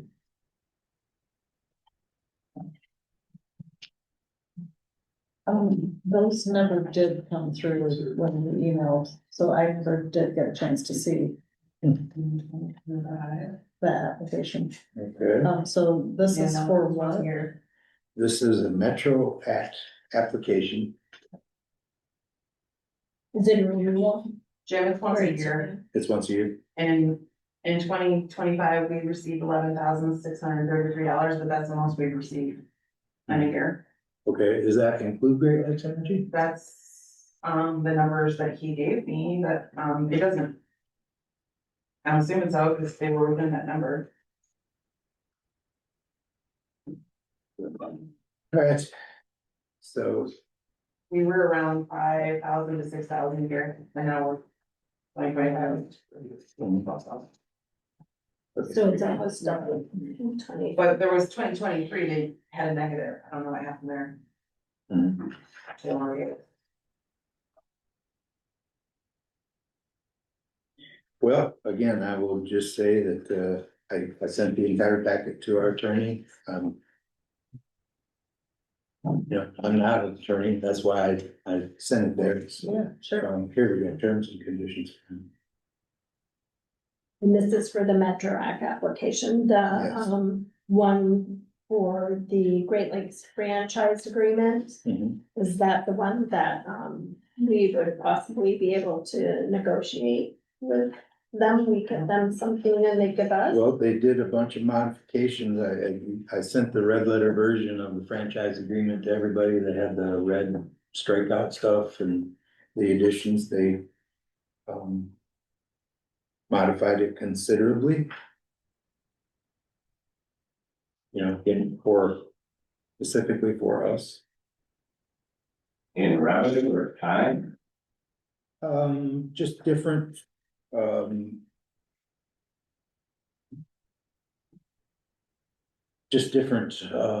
methods of their operation and things like that, but. Again, it's a pretty lengthy thing, if you're not comfortable with it or whatever, Isn't that the one that said had a deadline? yes, it does have a deadline. 45 days from June 17th.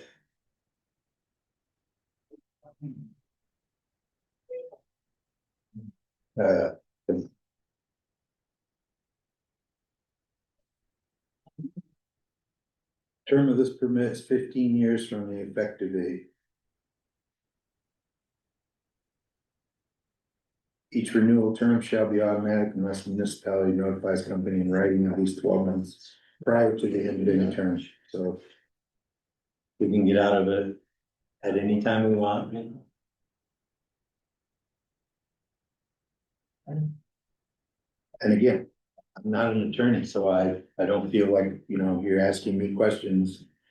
I sent it to the attorney for him to evaluate whether it was good for our township or not.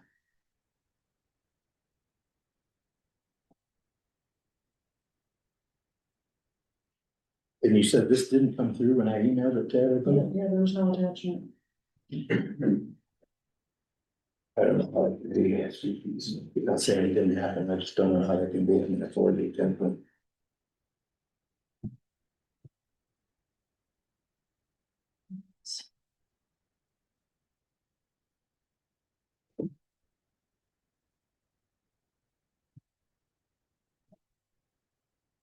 So what do we want to do?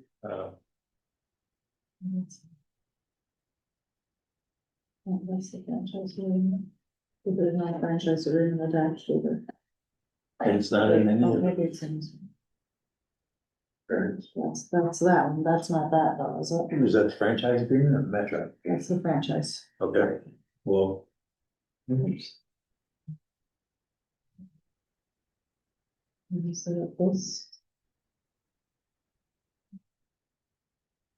No, it's fine. I would just say this, that most of the stuff is required for them to do.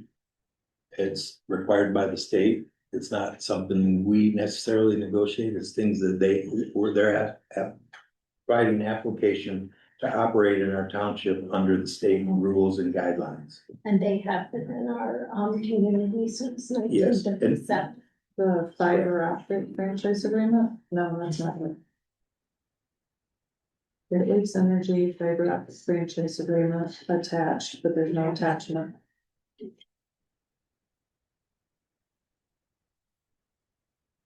No, I don't have that. The franchise agreement, you don't have. Or the Metro. I don't know. Well.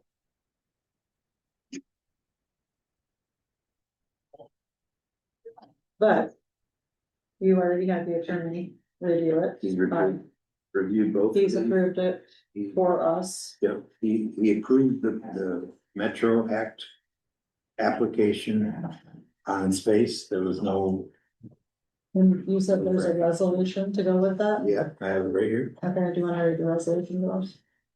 Blank Township Board resolution to adopt application for access to and ongoing use of public ways by telecommunications providers under Metro Extension Telecommunications right-of-way oversight at the 2002 PA 48 MCL sections 4843 or 0.3101 to 484.3120 by Great Lakes Energy Cooperative. Whereas the application for access to and ongoing use of public ways by telecommunications providers under Metropolitan Extension Telecommunications Right-of-Way Oversight Act 2002, Public Act 48, MCL sections 4843101 to 484.3120 states a municipality shall approve or deny access under this section within 45 days from the date a provider files an application for a permit for access to public right of way. MCL 484.3115.3.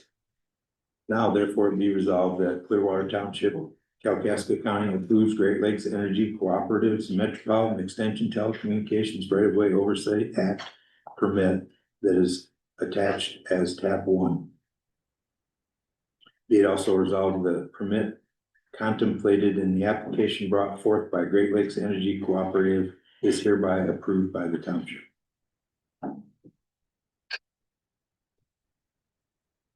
So. unless we're Motion gonna by, I'll make that motion. I had a question.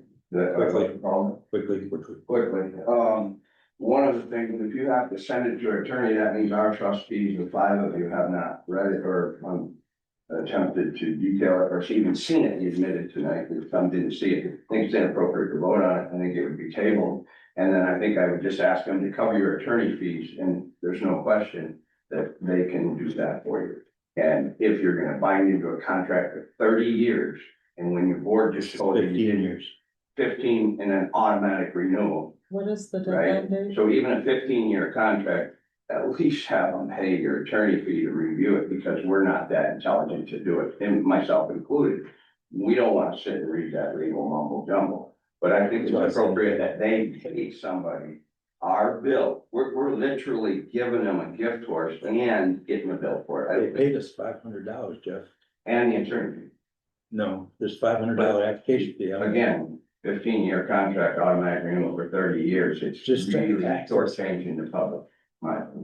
Is it to access their lines? Yes, the lines that they already have in the township. Yeah, that you put in without the agreement. This is a renewal. I have something to say here. Under Michigan Metro Act, telecommunications and private provider, it's like true stream payment. Annual maintenance fee of 5 cents per linear foot. For the right of way. During construction, before it's up and running, they pay 2 cents per linear foot annually. Just to, that's. And he already said that it was about roughly 12,000 dollars. Yeah. Which was double from these people. I just looked, because I was curious. So, 5 cents. So, again, I'm one person, I'm asking for this to be approved. On the basis that our attorney says it is. You know, there's nothing in here that will harm us. So This is that a motion? I made the motion. So I'll second the motion. That's roughly $12,000 a year. Yep. And that would be resolution 9 of 2026. Okay. Facebook, that's the name. Very good Money in, money out. deductive reasoning. Okay, motion was made by me, seconded by Jackson to adopt resolution 9 of 2026, the Metro Act application for Great Lakes Energy. Oops. GLE. Roll call vote, David Cross, Yes. Michelle Jackson, Yes. Christine Johnson, yes, Bob Underhill, I'm gonna see this. and Jim Lucas. This is what. Okay. Motion carried. No. Resolutions adopted. I'll give it to you later, we do the fill in on this. Unless you want to give it right now. Yeah, so. That way, you don't have who's picking this one. Will be on this one. This is gonna be your big.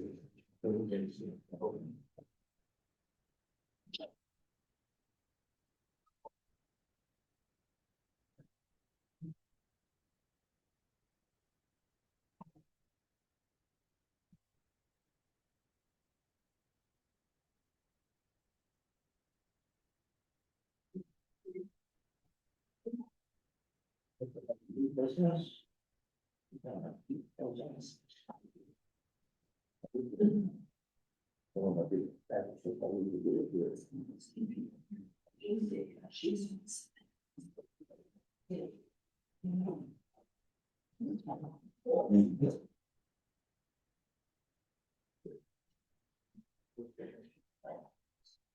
someone with franchise agreement, that was, is there a remnant on that one?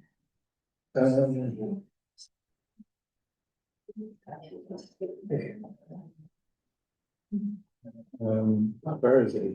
Deadline on this one? What is that mean?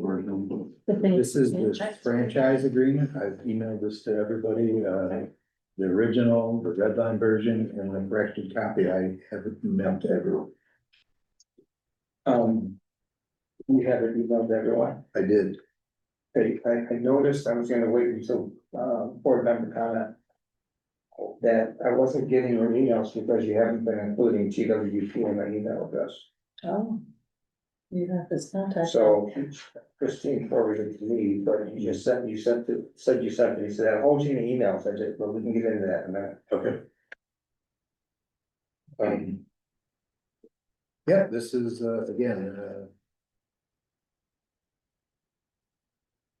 this is actually an ordinance.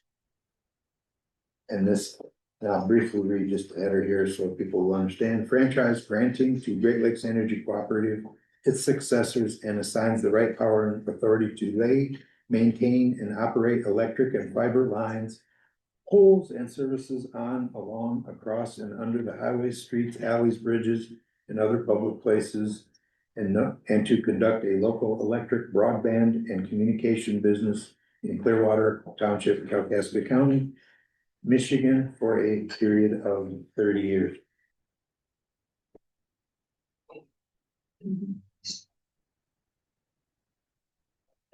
Again, this has gone to our lawyer. He's made, I would consider it to be a fair amount of corrections, red letter stuff. This is the corrected version. You know, if you guys want to take a little longer to read it or whatever, I'm not opposed to that.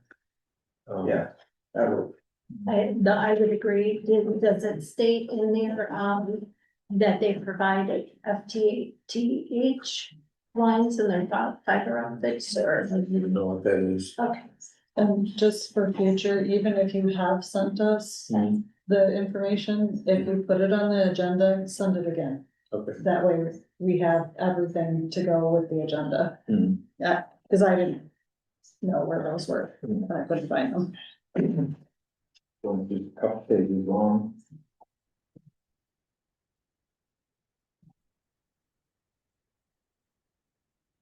But we can postpone signing this one if you would like to take a little longer. It's confusing, it's lengthy, it's complicated. That's why I sent it to the lawyer. Dave, go ahead, bring it. I just want to interject a question, not to discuss it or answer to me, just that maybe you all ask yourselves. 30 years from now, is that a locked in fund or is there something for inflation in that? Because if there isn't, whatever that amount of money is, in 30 years is nothing. Whatever it is the amount the state requires them to do. We don't have a thing, you know, the Metro Act is, we don't see that money until a check comes from the state. So you have every 30 years? Well, the Metro Act one was 15 years, to clarify that. The franchise agreement is 30 years. It just astonishes me, that's forever. And the state of Michigan determines the amounts. No, I don't know that the state of Michigan determines the franchise agreement. The Metro Act, it being They run by determine the state, that. yes, yeah. And again, those fees are set by the state, 5 cents a mile. Thanks, at the rate of inflation we've seen in the last 10 years. Yeah. We don't control the amount that we get. And we did receive twice as much money this year as we did. Well, prior year. I think there's other low hanging fruit out there, other businesses that are, you know, operating in our township that aren't paying anything. Right. And I'm hoping that we can find those and keep going with that, but. And Great Lakes has been in our area surveying, Clearwater Township for almost 90 years.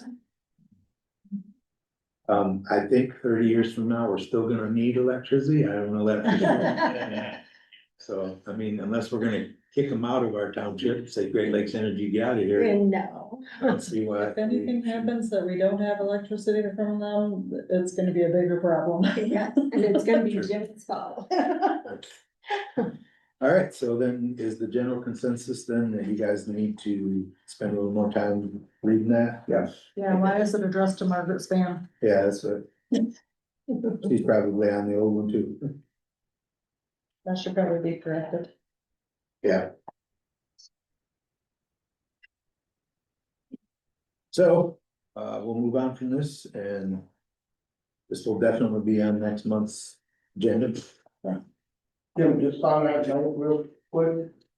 If the auto renewals is requested because of what you just said, I think we're gonna need electricity 15 years from now, 30 years from now. Mhm. So that might be them saying, we want an auto renewal. But up to you to automatically renew it.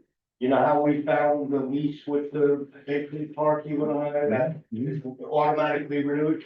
If you have the power to stop an auto renewal, because we don't know who's gonna be sitting in We the chair. do, as long as we notify them 12 months before the end of it. Right, assuming whoever's here 15 years. We can tell them to get them out of our township anytime we want. I don't know if that's what we want to do, but we can certainly stop them. But you get my point, right? Yes. It's an auto renewal based then, because they say, well, we don't wanna invest all this money, and then 15 years from now, you kick us out of town. So auto renewals is something to pay attention to. So, I would agree. All right. Where are we at? All right, Patriot Park lease resolvement, next on the list here. We still have a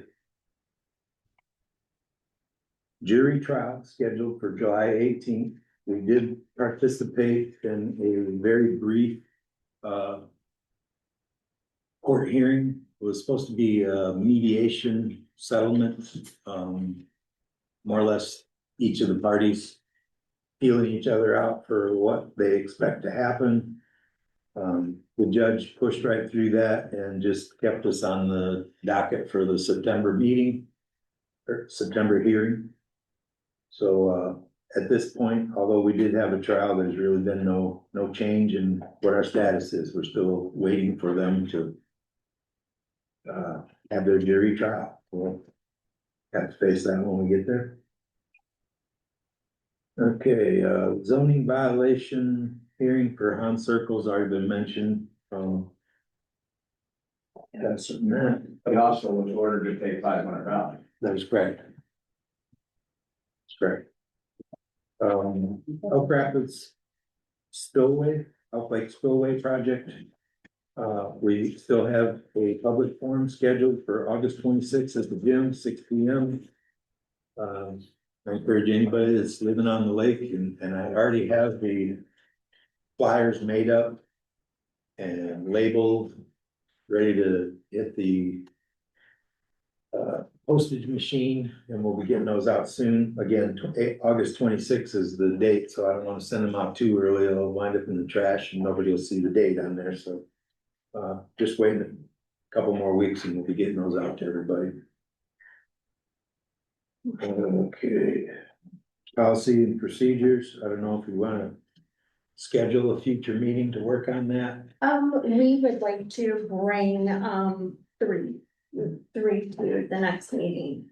Okay, and which three would those be? We won't know them. We'll prioritize what we have, because there's a lot of them. Okay. I would like to request a social media policy as a priority. In fact, I will make a motion that we request a social media policy from Baby Schultz. I will second that motion. Okay, let's have a little discussion here.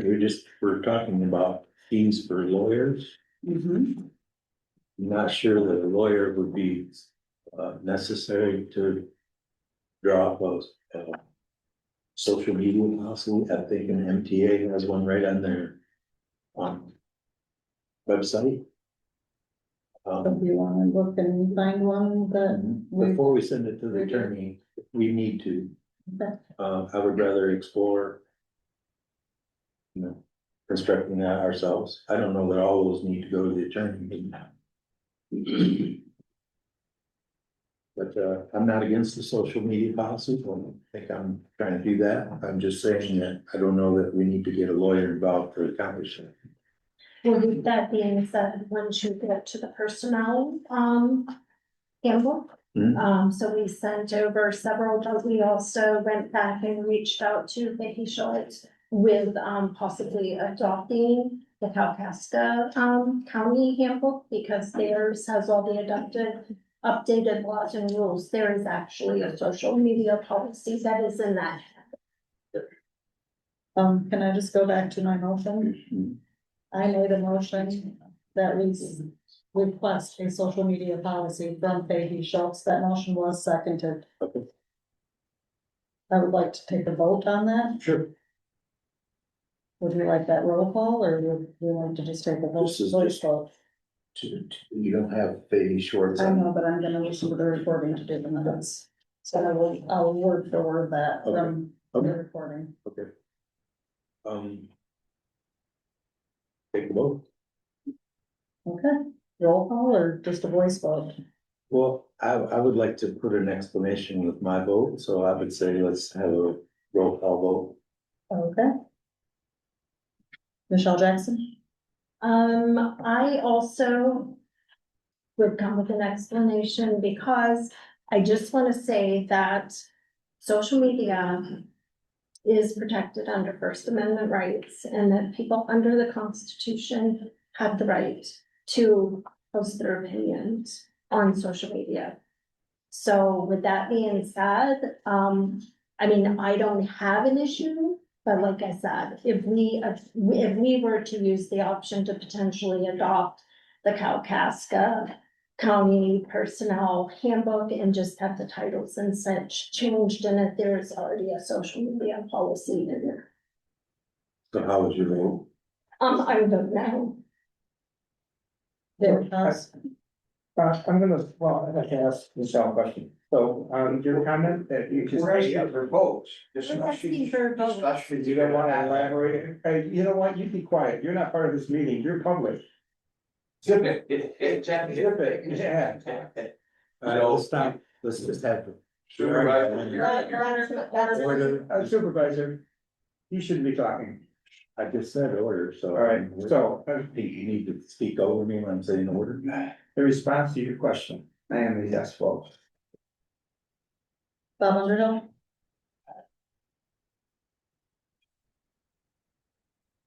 Everybody has the freedom of speech, not everybody has the freedom of speech or the ability to before speaking.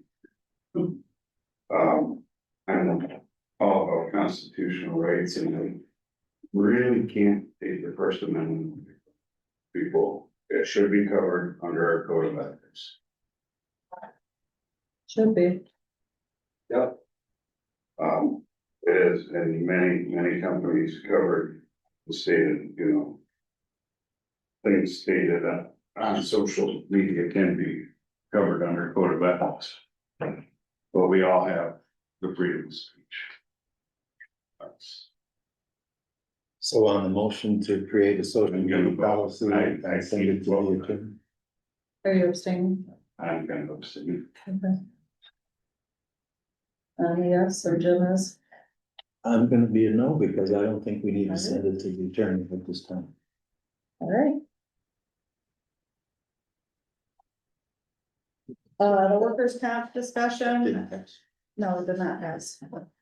I did talk to Paul Olson, and he said that volunteers will not get workers' comp. However, our insurance does provide medical payments up to $10,000 per person for any medical injuries while working in the township, so it is covered. And I have been, and I have a collection of volunteer letters people have signed, so. Okay, it's like a waiver form. Yes, liability waiver for volunteers in Clearwater Township. And you do not have the ballot language for, I have sent it to the attorney, and I told him that we're on a deadline, we need it ASAP. Okay. And he has responded and it's. That's for Parks and Rec. I have not. Cause I was unsure what we were doing with the fire, but now we have a new language for that, so I don't have to send the old language for renewal. We'll request new language for 1.5 million. Okay.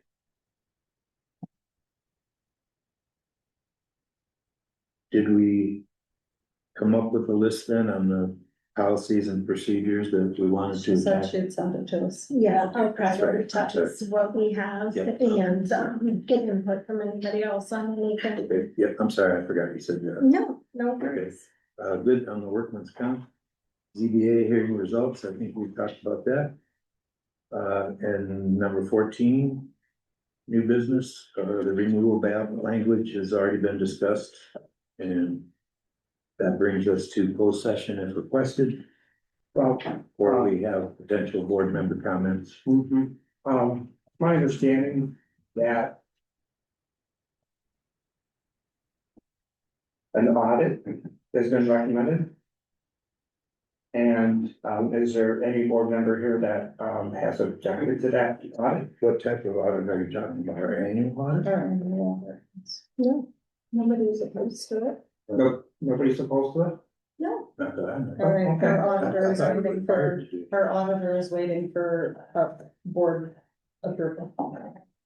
Okay, because I thought there was a board member that objected to it and said someone from Plant Moran, recommends we don't get one. Well, they recommended a soft close, which is similar to an audit, so nobody's opposed to it. Nobody's opposed to anybody going through any of our books. Okay, so we're, with that understanding, we're gonna have an audit. I thought Okay. it was required. I didn't even know. we had Okay, to. so we don't need to vote on it. Okay. No I'm looking issues forward here. to it, honestly. Yeah, I have zero issues with that. Okay. On the discussion that we first talked about, the ZBA meeting and whatnot. So, I just got the emails from Jim at tonight's meeting, because, apparently he was leaving. Okay. I understand it. He was leaving TWP off my email address. I think that's just the way it was in my contacts. I didn't put it, enter you, it was just trustee. That's fine, even though we've emailed each other in the past. Yeah, I think there's more than one in there and I probably selected the wrong one. Just like there is for clerk, and it's, the clerk part is still wrong, or Clearwater Township still, so. I always got to pause and select the right one. But looking at those emails, so there was one dated June 22nd. That was sent to the ZBA members. And only the clerk, no other board members were in that email.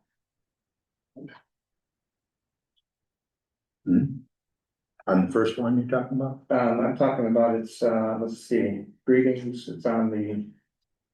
It's dated June 22nd. 12:36 p.m. in regards to the July 13th ZBA public hearing. Okay. Greetings, here's a notice sent to Elk Rapids News for publication. Mr. Brad Weirda, would it be possible for you to attend this meeting either in person or at the Zoom link below?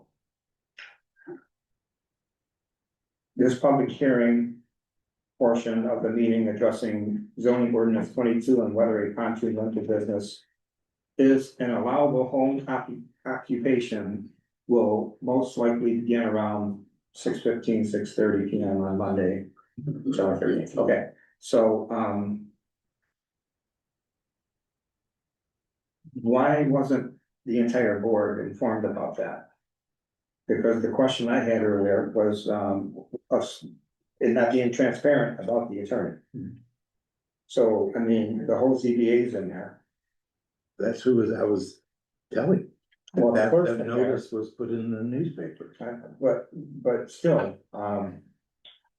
it doesn't seem the transparency, the way the whole thing went down, as I don't wanna have to repeat it all, everyone already heard it here. Okay, so that's the issue, or part of the issue, but not only on June 22nd, but on July 7th, there was the email sent to Brad Weirda, but nobody else. Yeah. Well, I'm I asking think him to attend the meeting. but I think that, when you do that in the June 22nd email and the July 7th email, that all the other four board members should be aware of that. I think that you should include us in those type of communications. It gives us a heads up of what's going on. And money's being spent on an attorney that we didn't approve. So June 18th. Since we're on this email. Let's go back to June 18th.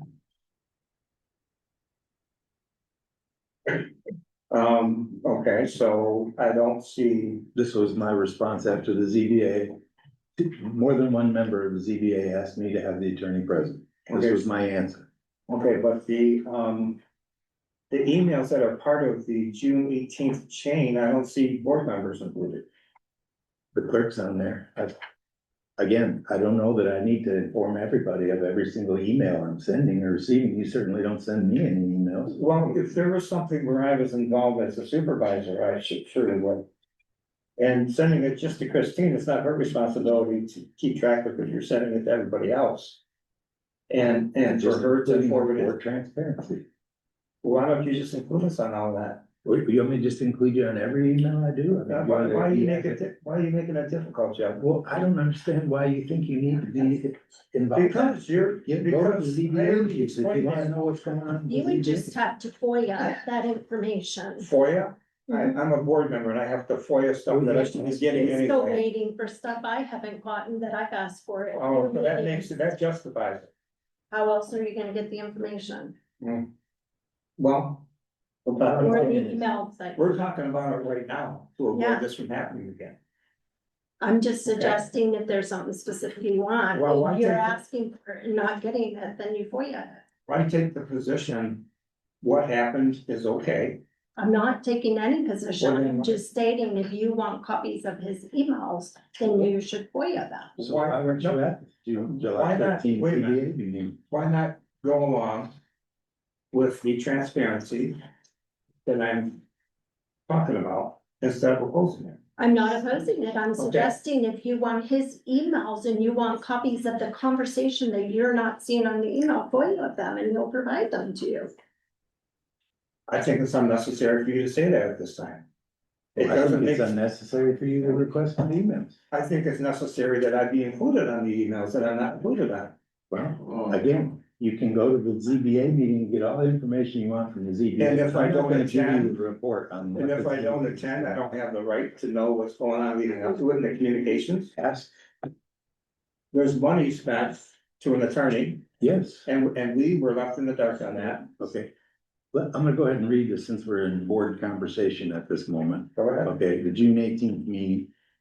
Okay, when I was first asked to have a lawyer at that meeting, okay, my response was, I am unsure why you are requesting the presence of our attorney at the scheduled July 13th ZBA meeting. This meeting is not about the Stoltz pontoon rental agreement. The intention of the township board's request in March was to have the ZBA address whether a pontoon rental business could be an approved home occupation in R1, as well as defining if a dock could be considered as a structure used in a home occupation.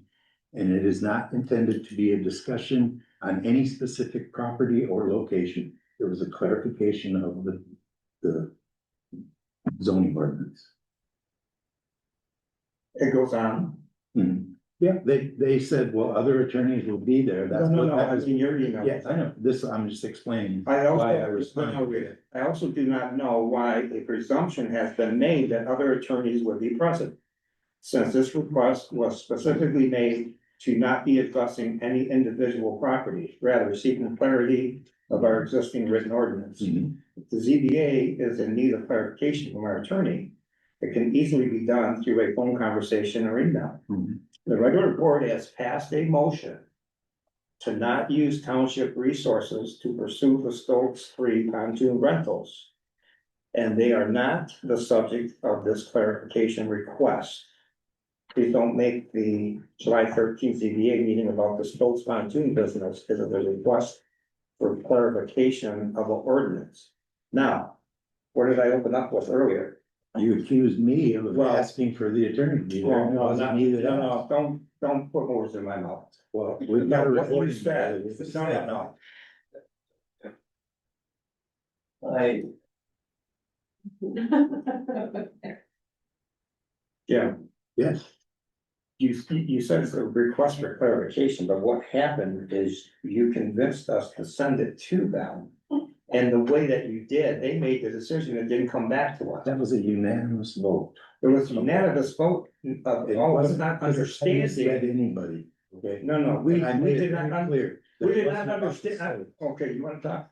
Well, I'll wait for you to finish. You're gonna say that I'm doing things that I'm not. Well, go ahead and say what you gotta say, and then when it's my turn, I'll finish. Like I just said, I didn't ask for the attorney originally, okay?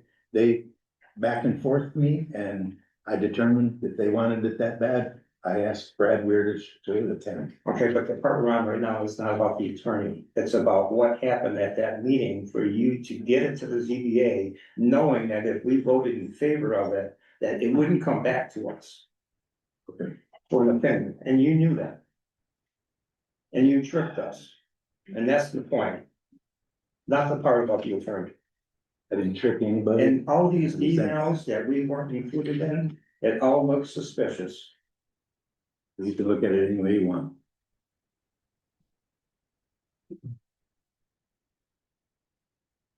Any more discussion on that? Are we on to board member, closing comments? That's where. Okay. So, I wanted to ask about, and I know I talked to other board members about the little library. And where possibly would be a location and if anybody would be in agreement. To have that, and it's literally where we can share, books, drop off a book, pick up a book. It sounds like, any genre, kids' books.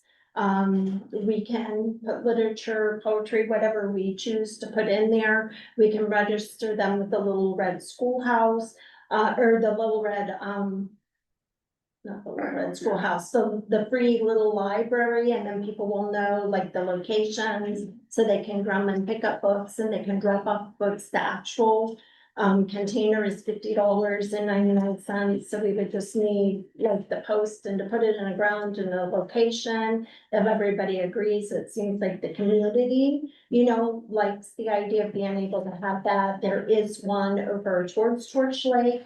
And if the board agrees to have one, I would also be willing to sponsor to have two and have one on each end of town. So maybe one at Heritage Park and then maybe one here in downtown.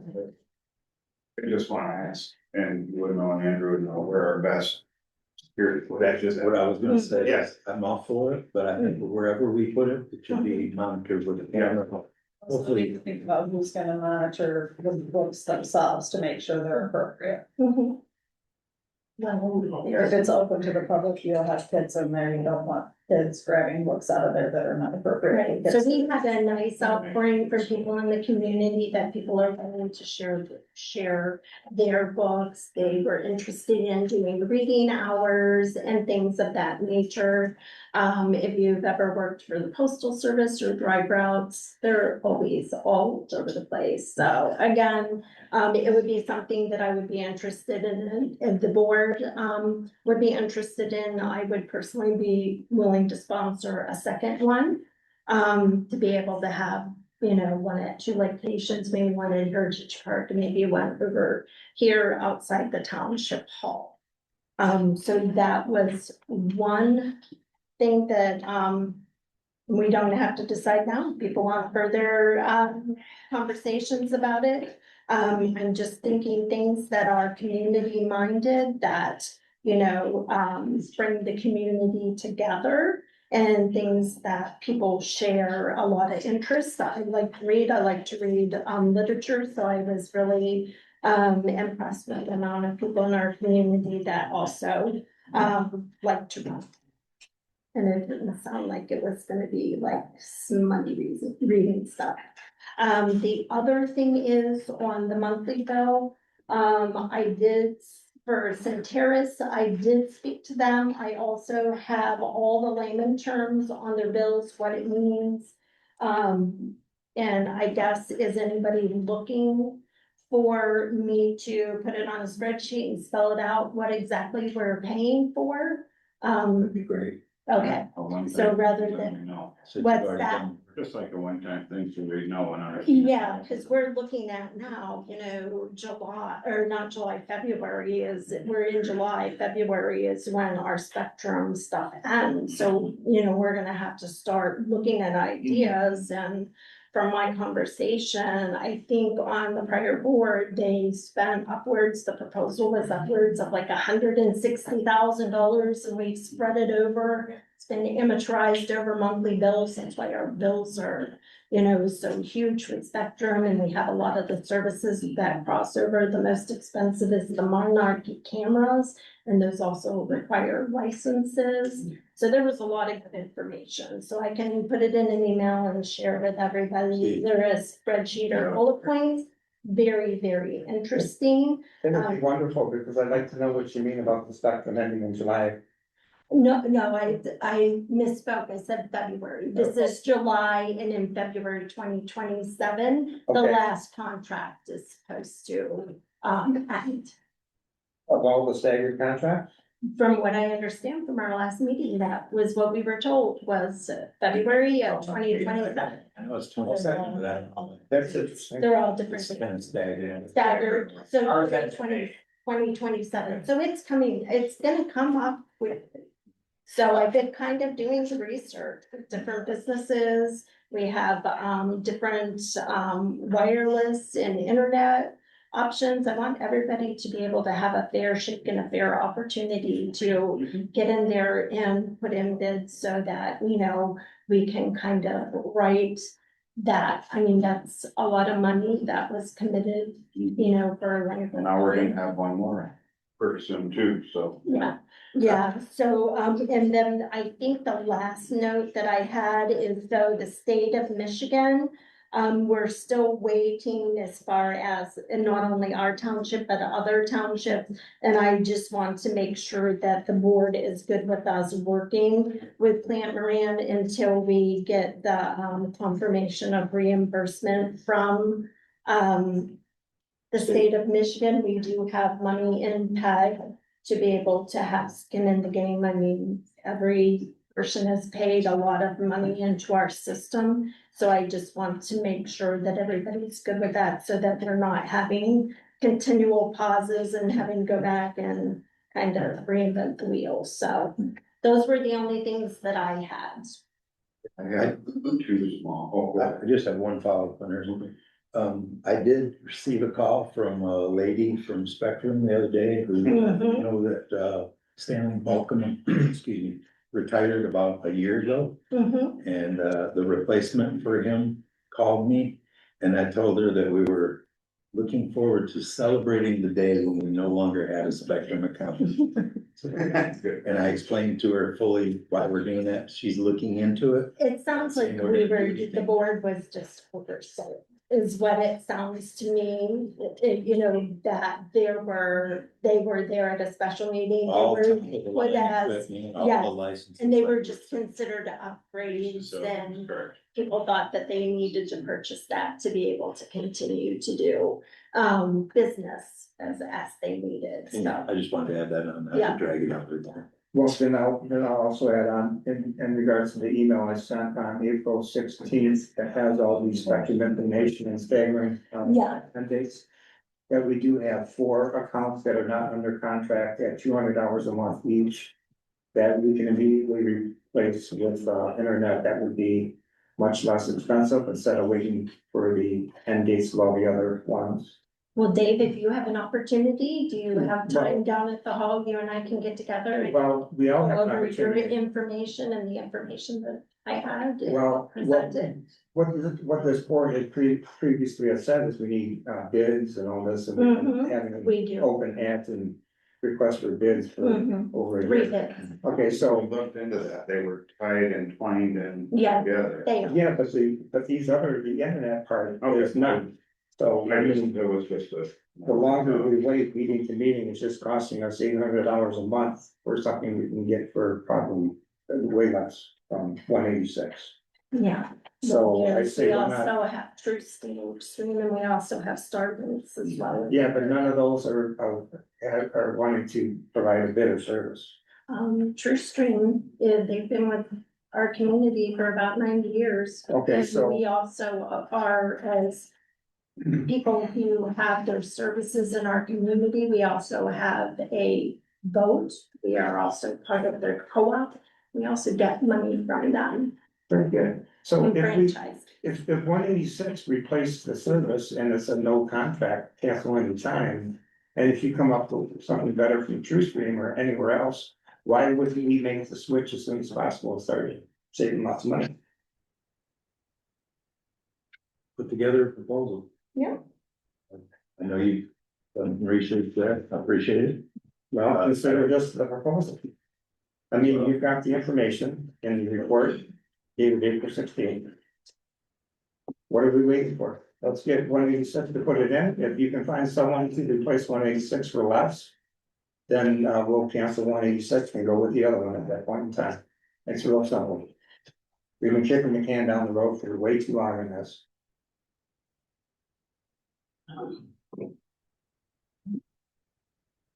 Is it my turn?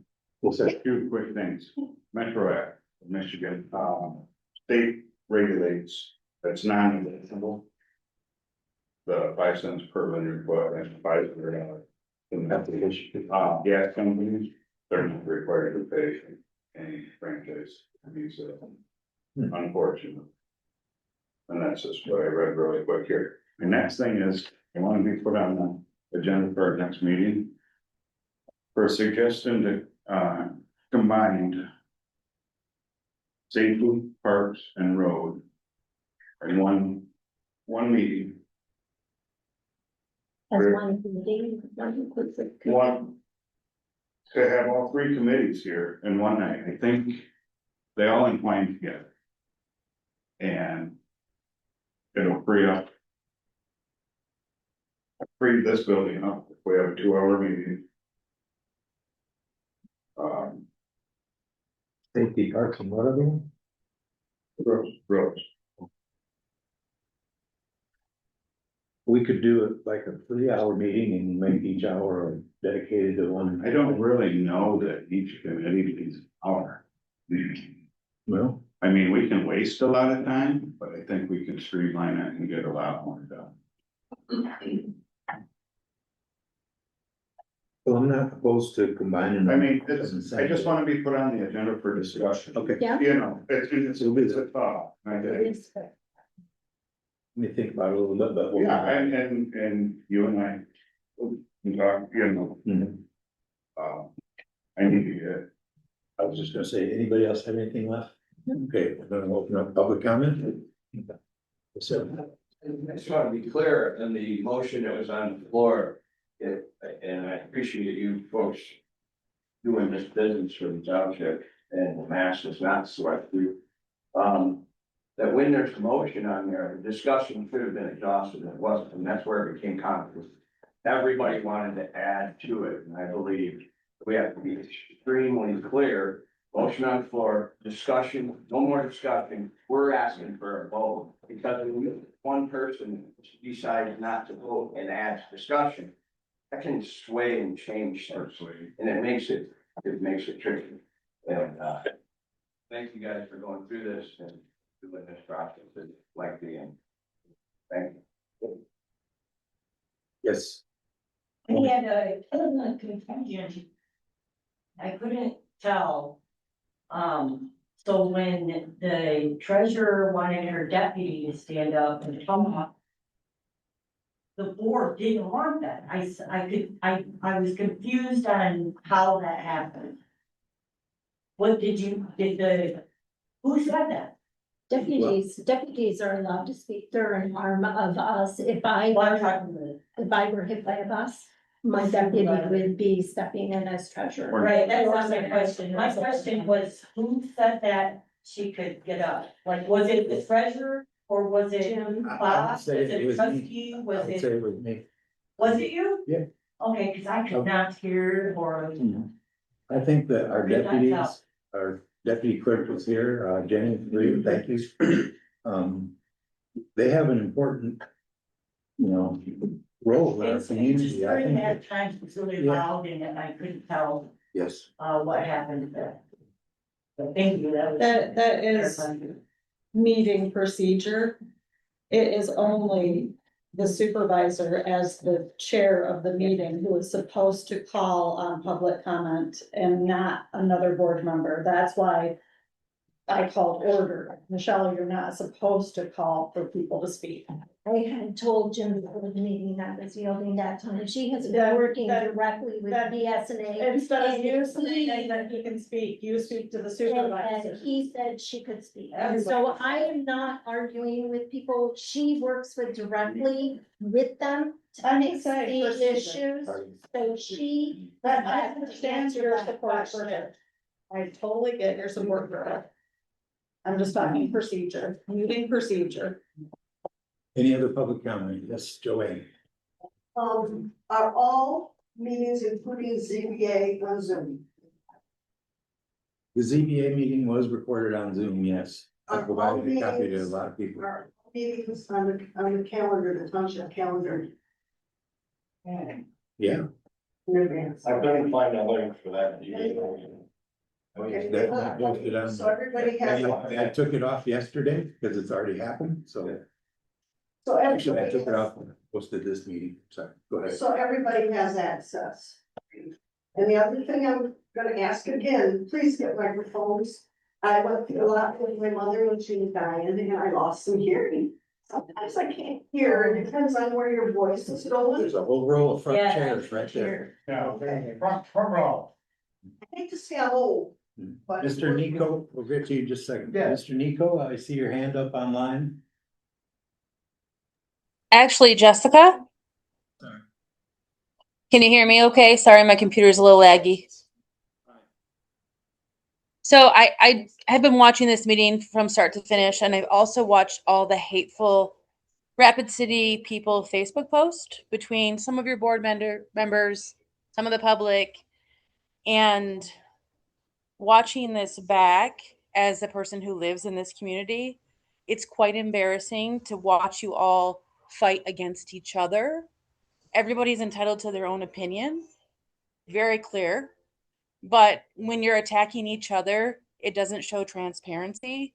It shows that you have an agenda. And I would just like to say that there's a lot of people watching who will request to watch again. And we have to fix this for our youth and to protect our future. Tonight was quite telling, watching you guys fight about tit for tat. And I think it's uncalled for. And that's just my opinion.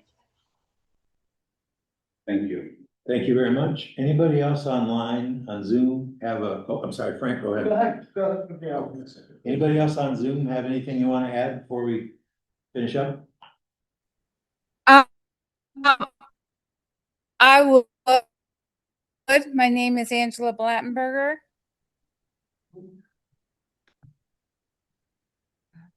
Oh, you're cutting out, Angie. All right, it just came through. Can you hear me now? Yes, ma'am. Okay, I got 186, but it's not coming in good tonight. I just wanted to let you know that I agree with what the other lady You're breaking up, said Randy. about the stuff on Facebook. It's the stuff on Facebook is just ridiculous. It's embarrassing. I agree with the other lady. I was harassed too. It's all in a different way. It's the same people. It's bad. This is bad and it's embarrassing. Okay, thank you. All right, last call on Zoom. Yeah. Who's speaking? Oh, nothing. Sorry. Gotta Oh, mute okay. myself. Okay. All right, Frank. $10,000 compensation for volunteers is kind of ridiculous. You break your leg, you're gonna eat it up, then they're gonna have to sue you. I think you might wanna rethink that. That liability waiver doesn't allow them to sue us. That's the whole point. Yeah, of well, having I'm not them saying sign. help us out, but if you get hurt, tough crap. Well, It won't cost us much to look into that. I don't think it would be that much more money to have them compensated. That said, The political ramifications of your job is from the public on future voting. And if I were to vote today, and all of you guys are running today, I would feel in my heart that every one of you are doing the best you can for what you're dealing with. You want to get rid of the rhetoric, the hatred rhetoric. You have to have the guts to say, this is where I stand. There were no debates. We didn't get a chance to say, well, how do you feel about a septic ordinance? How do you feel about short-term rentals? How do you feel about pontoon rentals? You gotta feel in your heart. When those guys voted to not spend any more money on legal fees, this man said, be careful of what you do. Because he knows the legal ramifications, there's appeals, he's going about it in a professional way, just like they are. So I go on social media, I said, I'm very proud of Bob Underhill and Dave Cost as my trustees in my township for the way they voted tonight. Patriotically, you have qualified immunity if you don't do anything criminal, under the table, underhanded. I don't know how much the Stokes have in their wallet, but there comes a time at the national level of all politics. There's congressmen walking through the halls today saying, we can't do that because we don't have the votes. We don't have the votes. I don't have to convince anti this that I'm wrong, you're right. You just need 5 people there. And that's how politics gets dirty. That's how politics gets corrupt. If I know right from the get-go, Jim says, sorry, pal, this ain't happening on my watch. Sorry, anti-short-term rentals, you got no leg to stand on with me. Tough crap. You want to come up against me? You run. I might not run next election. I don't know if Christine's gonna run again, and I don't know how Jenny's gonna progress into this. But if Jenny's gonna run and Christine tells me she's not, I'm behind her because I trust her. If I trust, faithfully, civil rights.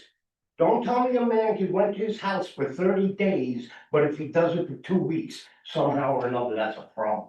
I don't agree with that. And if I were running as a trustee, I'd be out in the community on social media. Social media makes and breaks elections. Hurts feelings, definitely looks unprofessional. I had a talk with somebody that I think is vital, one of the most vital people in this community, for an hour and a half on Saturday morning. I said, hey, you got a couple of minutes to talk? An hour and a half later, she enlightened me so much to what's going on. Not in a personal vendetta way, just this is how it is. So in your heart of hearts, you gotta be able to look at the people. Don't you think these Republicans are like, I don't give a crap. This is small politics, this is a community. It hasn't been 3 months. So you say what you gotta say to the people, and where they're gonna hear you is on social media. I don't want him to be able to attack you. I don't want you to be able to attack him. We all know where you stand. Simple as that. It ain't happening under my watch. You wanna take me out? Go to the election booth. Let's see what the people have to say. Okay. Yes, ma'am. I just wanted to make some comments about things that were said earlier.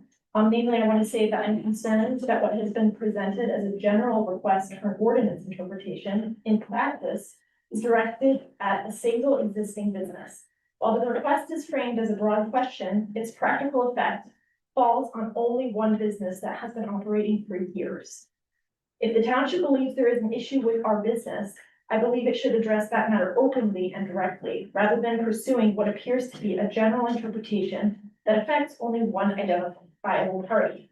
The process should be transparent, and decisions that have significant consequences for a single business should not be disguised as broad policy questions. I respectfully ask the board to consider whether this approach promotes fairness, transparency, and public confidence in the township's decision-making process.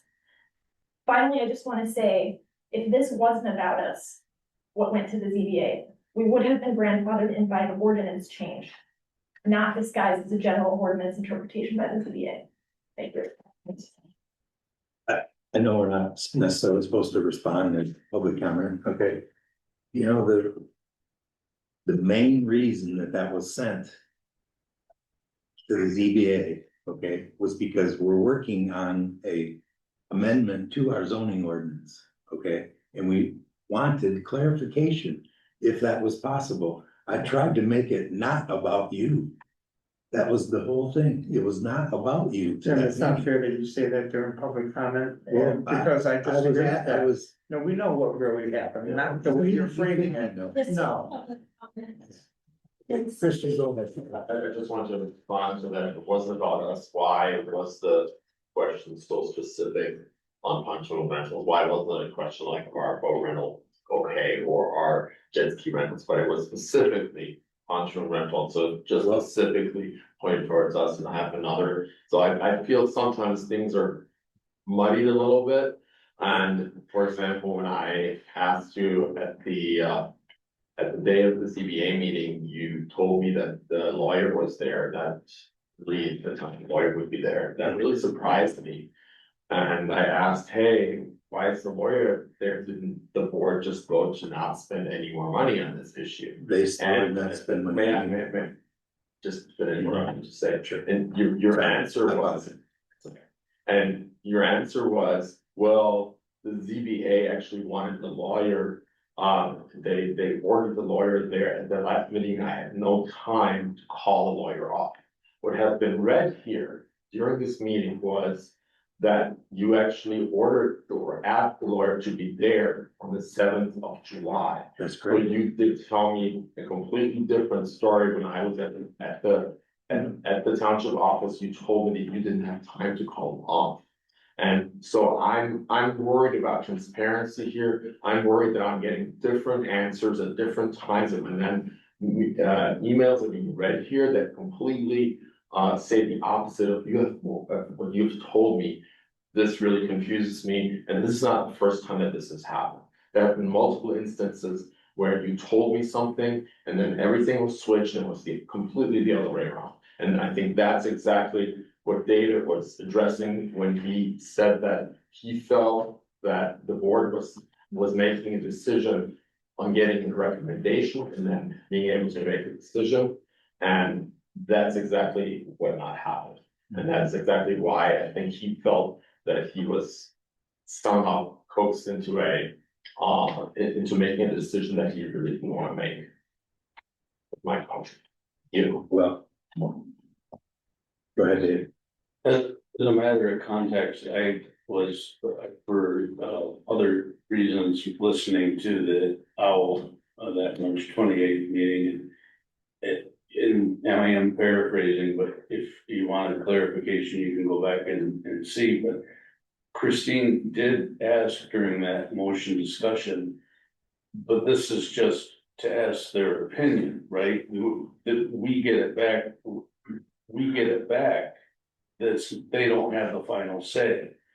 And I don't recall what the answer was. She addressed that question to you, and I do recall possibly interjection from Dan in the audience that said, no, it doesn't, or it was something very short to that matter, but it was quite questionable at that time.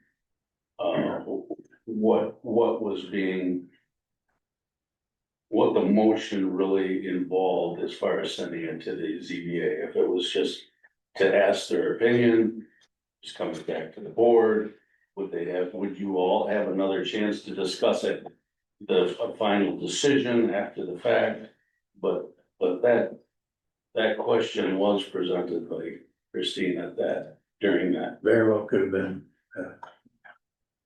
And I did think it was interesting. I had another question. I happened to be at that April ZBA meeting, and at no time was there any discussion about a public hearing. And is that typical? I know that in the planning commission meetings and the board meetings, it's always discussed that we're gonna plan for a public hearing and it's gonna be at the next meeting, or we're gonna pick a date, or let's look at our calendar, et cetera, et cetera, et cetera. But during that ZBA meeting in April, at no time was a public hearing discussed for a plan for. They scheduled it at that meeting, Dave. That's when they scheduled the July 13th public hearing, was at the April ZBA meeting. I don't recall that. I guess maybe I'll go back and look again. Maybe I'm mistaken, but I don't recall it being discussed at that meeting. I don't recall telling Christian that I was too late to pull them back. I don't remember that. Anyway, thank you for the time. Jim. Wasn't sure I was gonna do the statement or not, but I'm gonna. I've been accused of bullying and harassing a clerk, but if you actually read this post, they're about policies, procedures, internal controls, transparency, accountability, and questions about how township business is conducted. I shared facts as I understood them, asked questions, and expressed my opinions on issues that affect our township. They did not call out the clerk personally. The clerk chose to make it personal. She publicly blamed me for her health problems, questioned my motives, suggested I had personal agenda, and portrayed me as a problem instead of addressing the issues I raised. She has also made personal comments about me during board meetings, sat idle while her sister assaulted me and the treasurer in the office, and many of her supporters have followed her lead by attacking my character instead of discussing the facts. Some of the loudest voices don't even live in Clearwater Township, and mostly they are blinded by the victimhood that the clerk is portrayed. Board members should be setting the example, not publicly criticizing or personally targeting township employees. I believe the clerk should be held accountable for all her own words and conduct. When an elected official publicly questions an employee's character, motives, or integrity instead of addressing the issues being raised, it undermines professionalism and distracts from the work the township is supposed to be doing. As what I'm speaking during public comment, I have the board. Oh. As both a township employee and a citizen, People have work. I have, wow, Yeah. great contact on your part. Yeah. I have the right to speak about matters of concern, asking questions, discussing policies, and advocating for better government is not the same as making personal attacks. I will continue to speak honestly, ask difficult questions, and advocate for stronger policies, better financial controls, and greater transparency. I love my First Amendment right.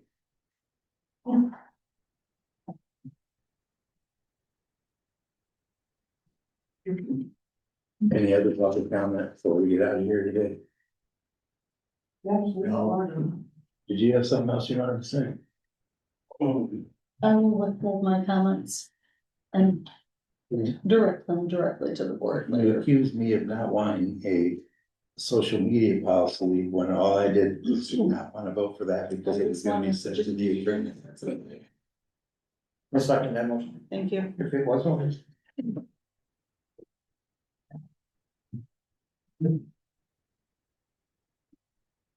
Are we adjourned? So done. I'm waiting for the rest of the votes. We've had a motion and a second. All those in favor? Aye. Aye. Aye. To adjourn the meeting. Oh, thank God. Oh my God. Right. Right. Stuff we can say about the agenda. Good job. Nice.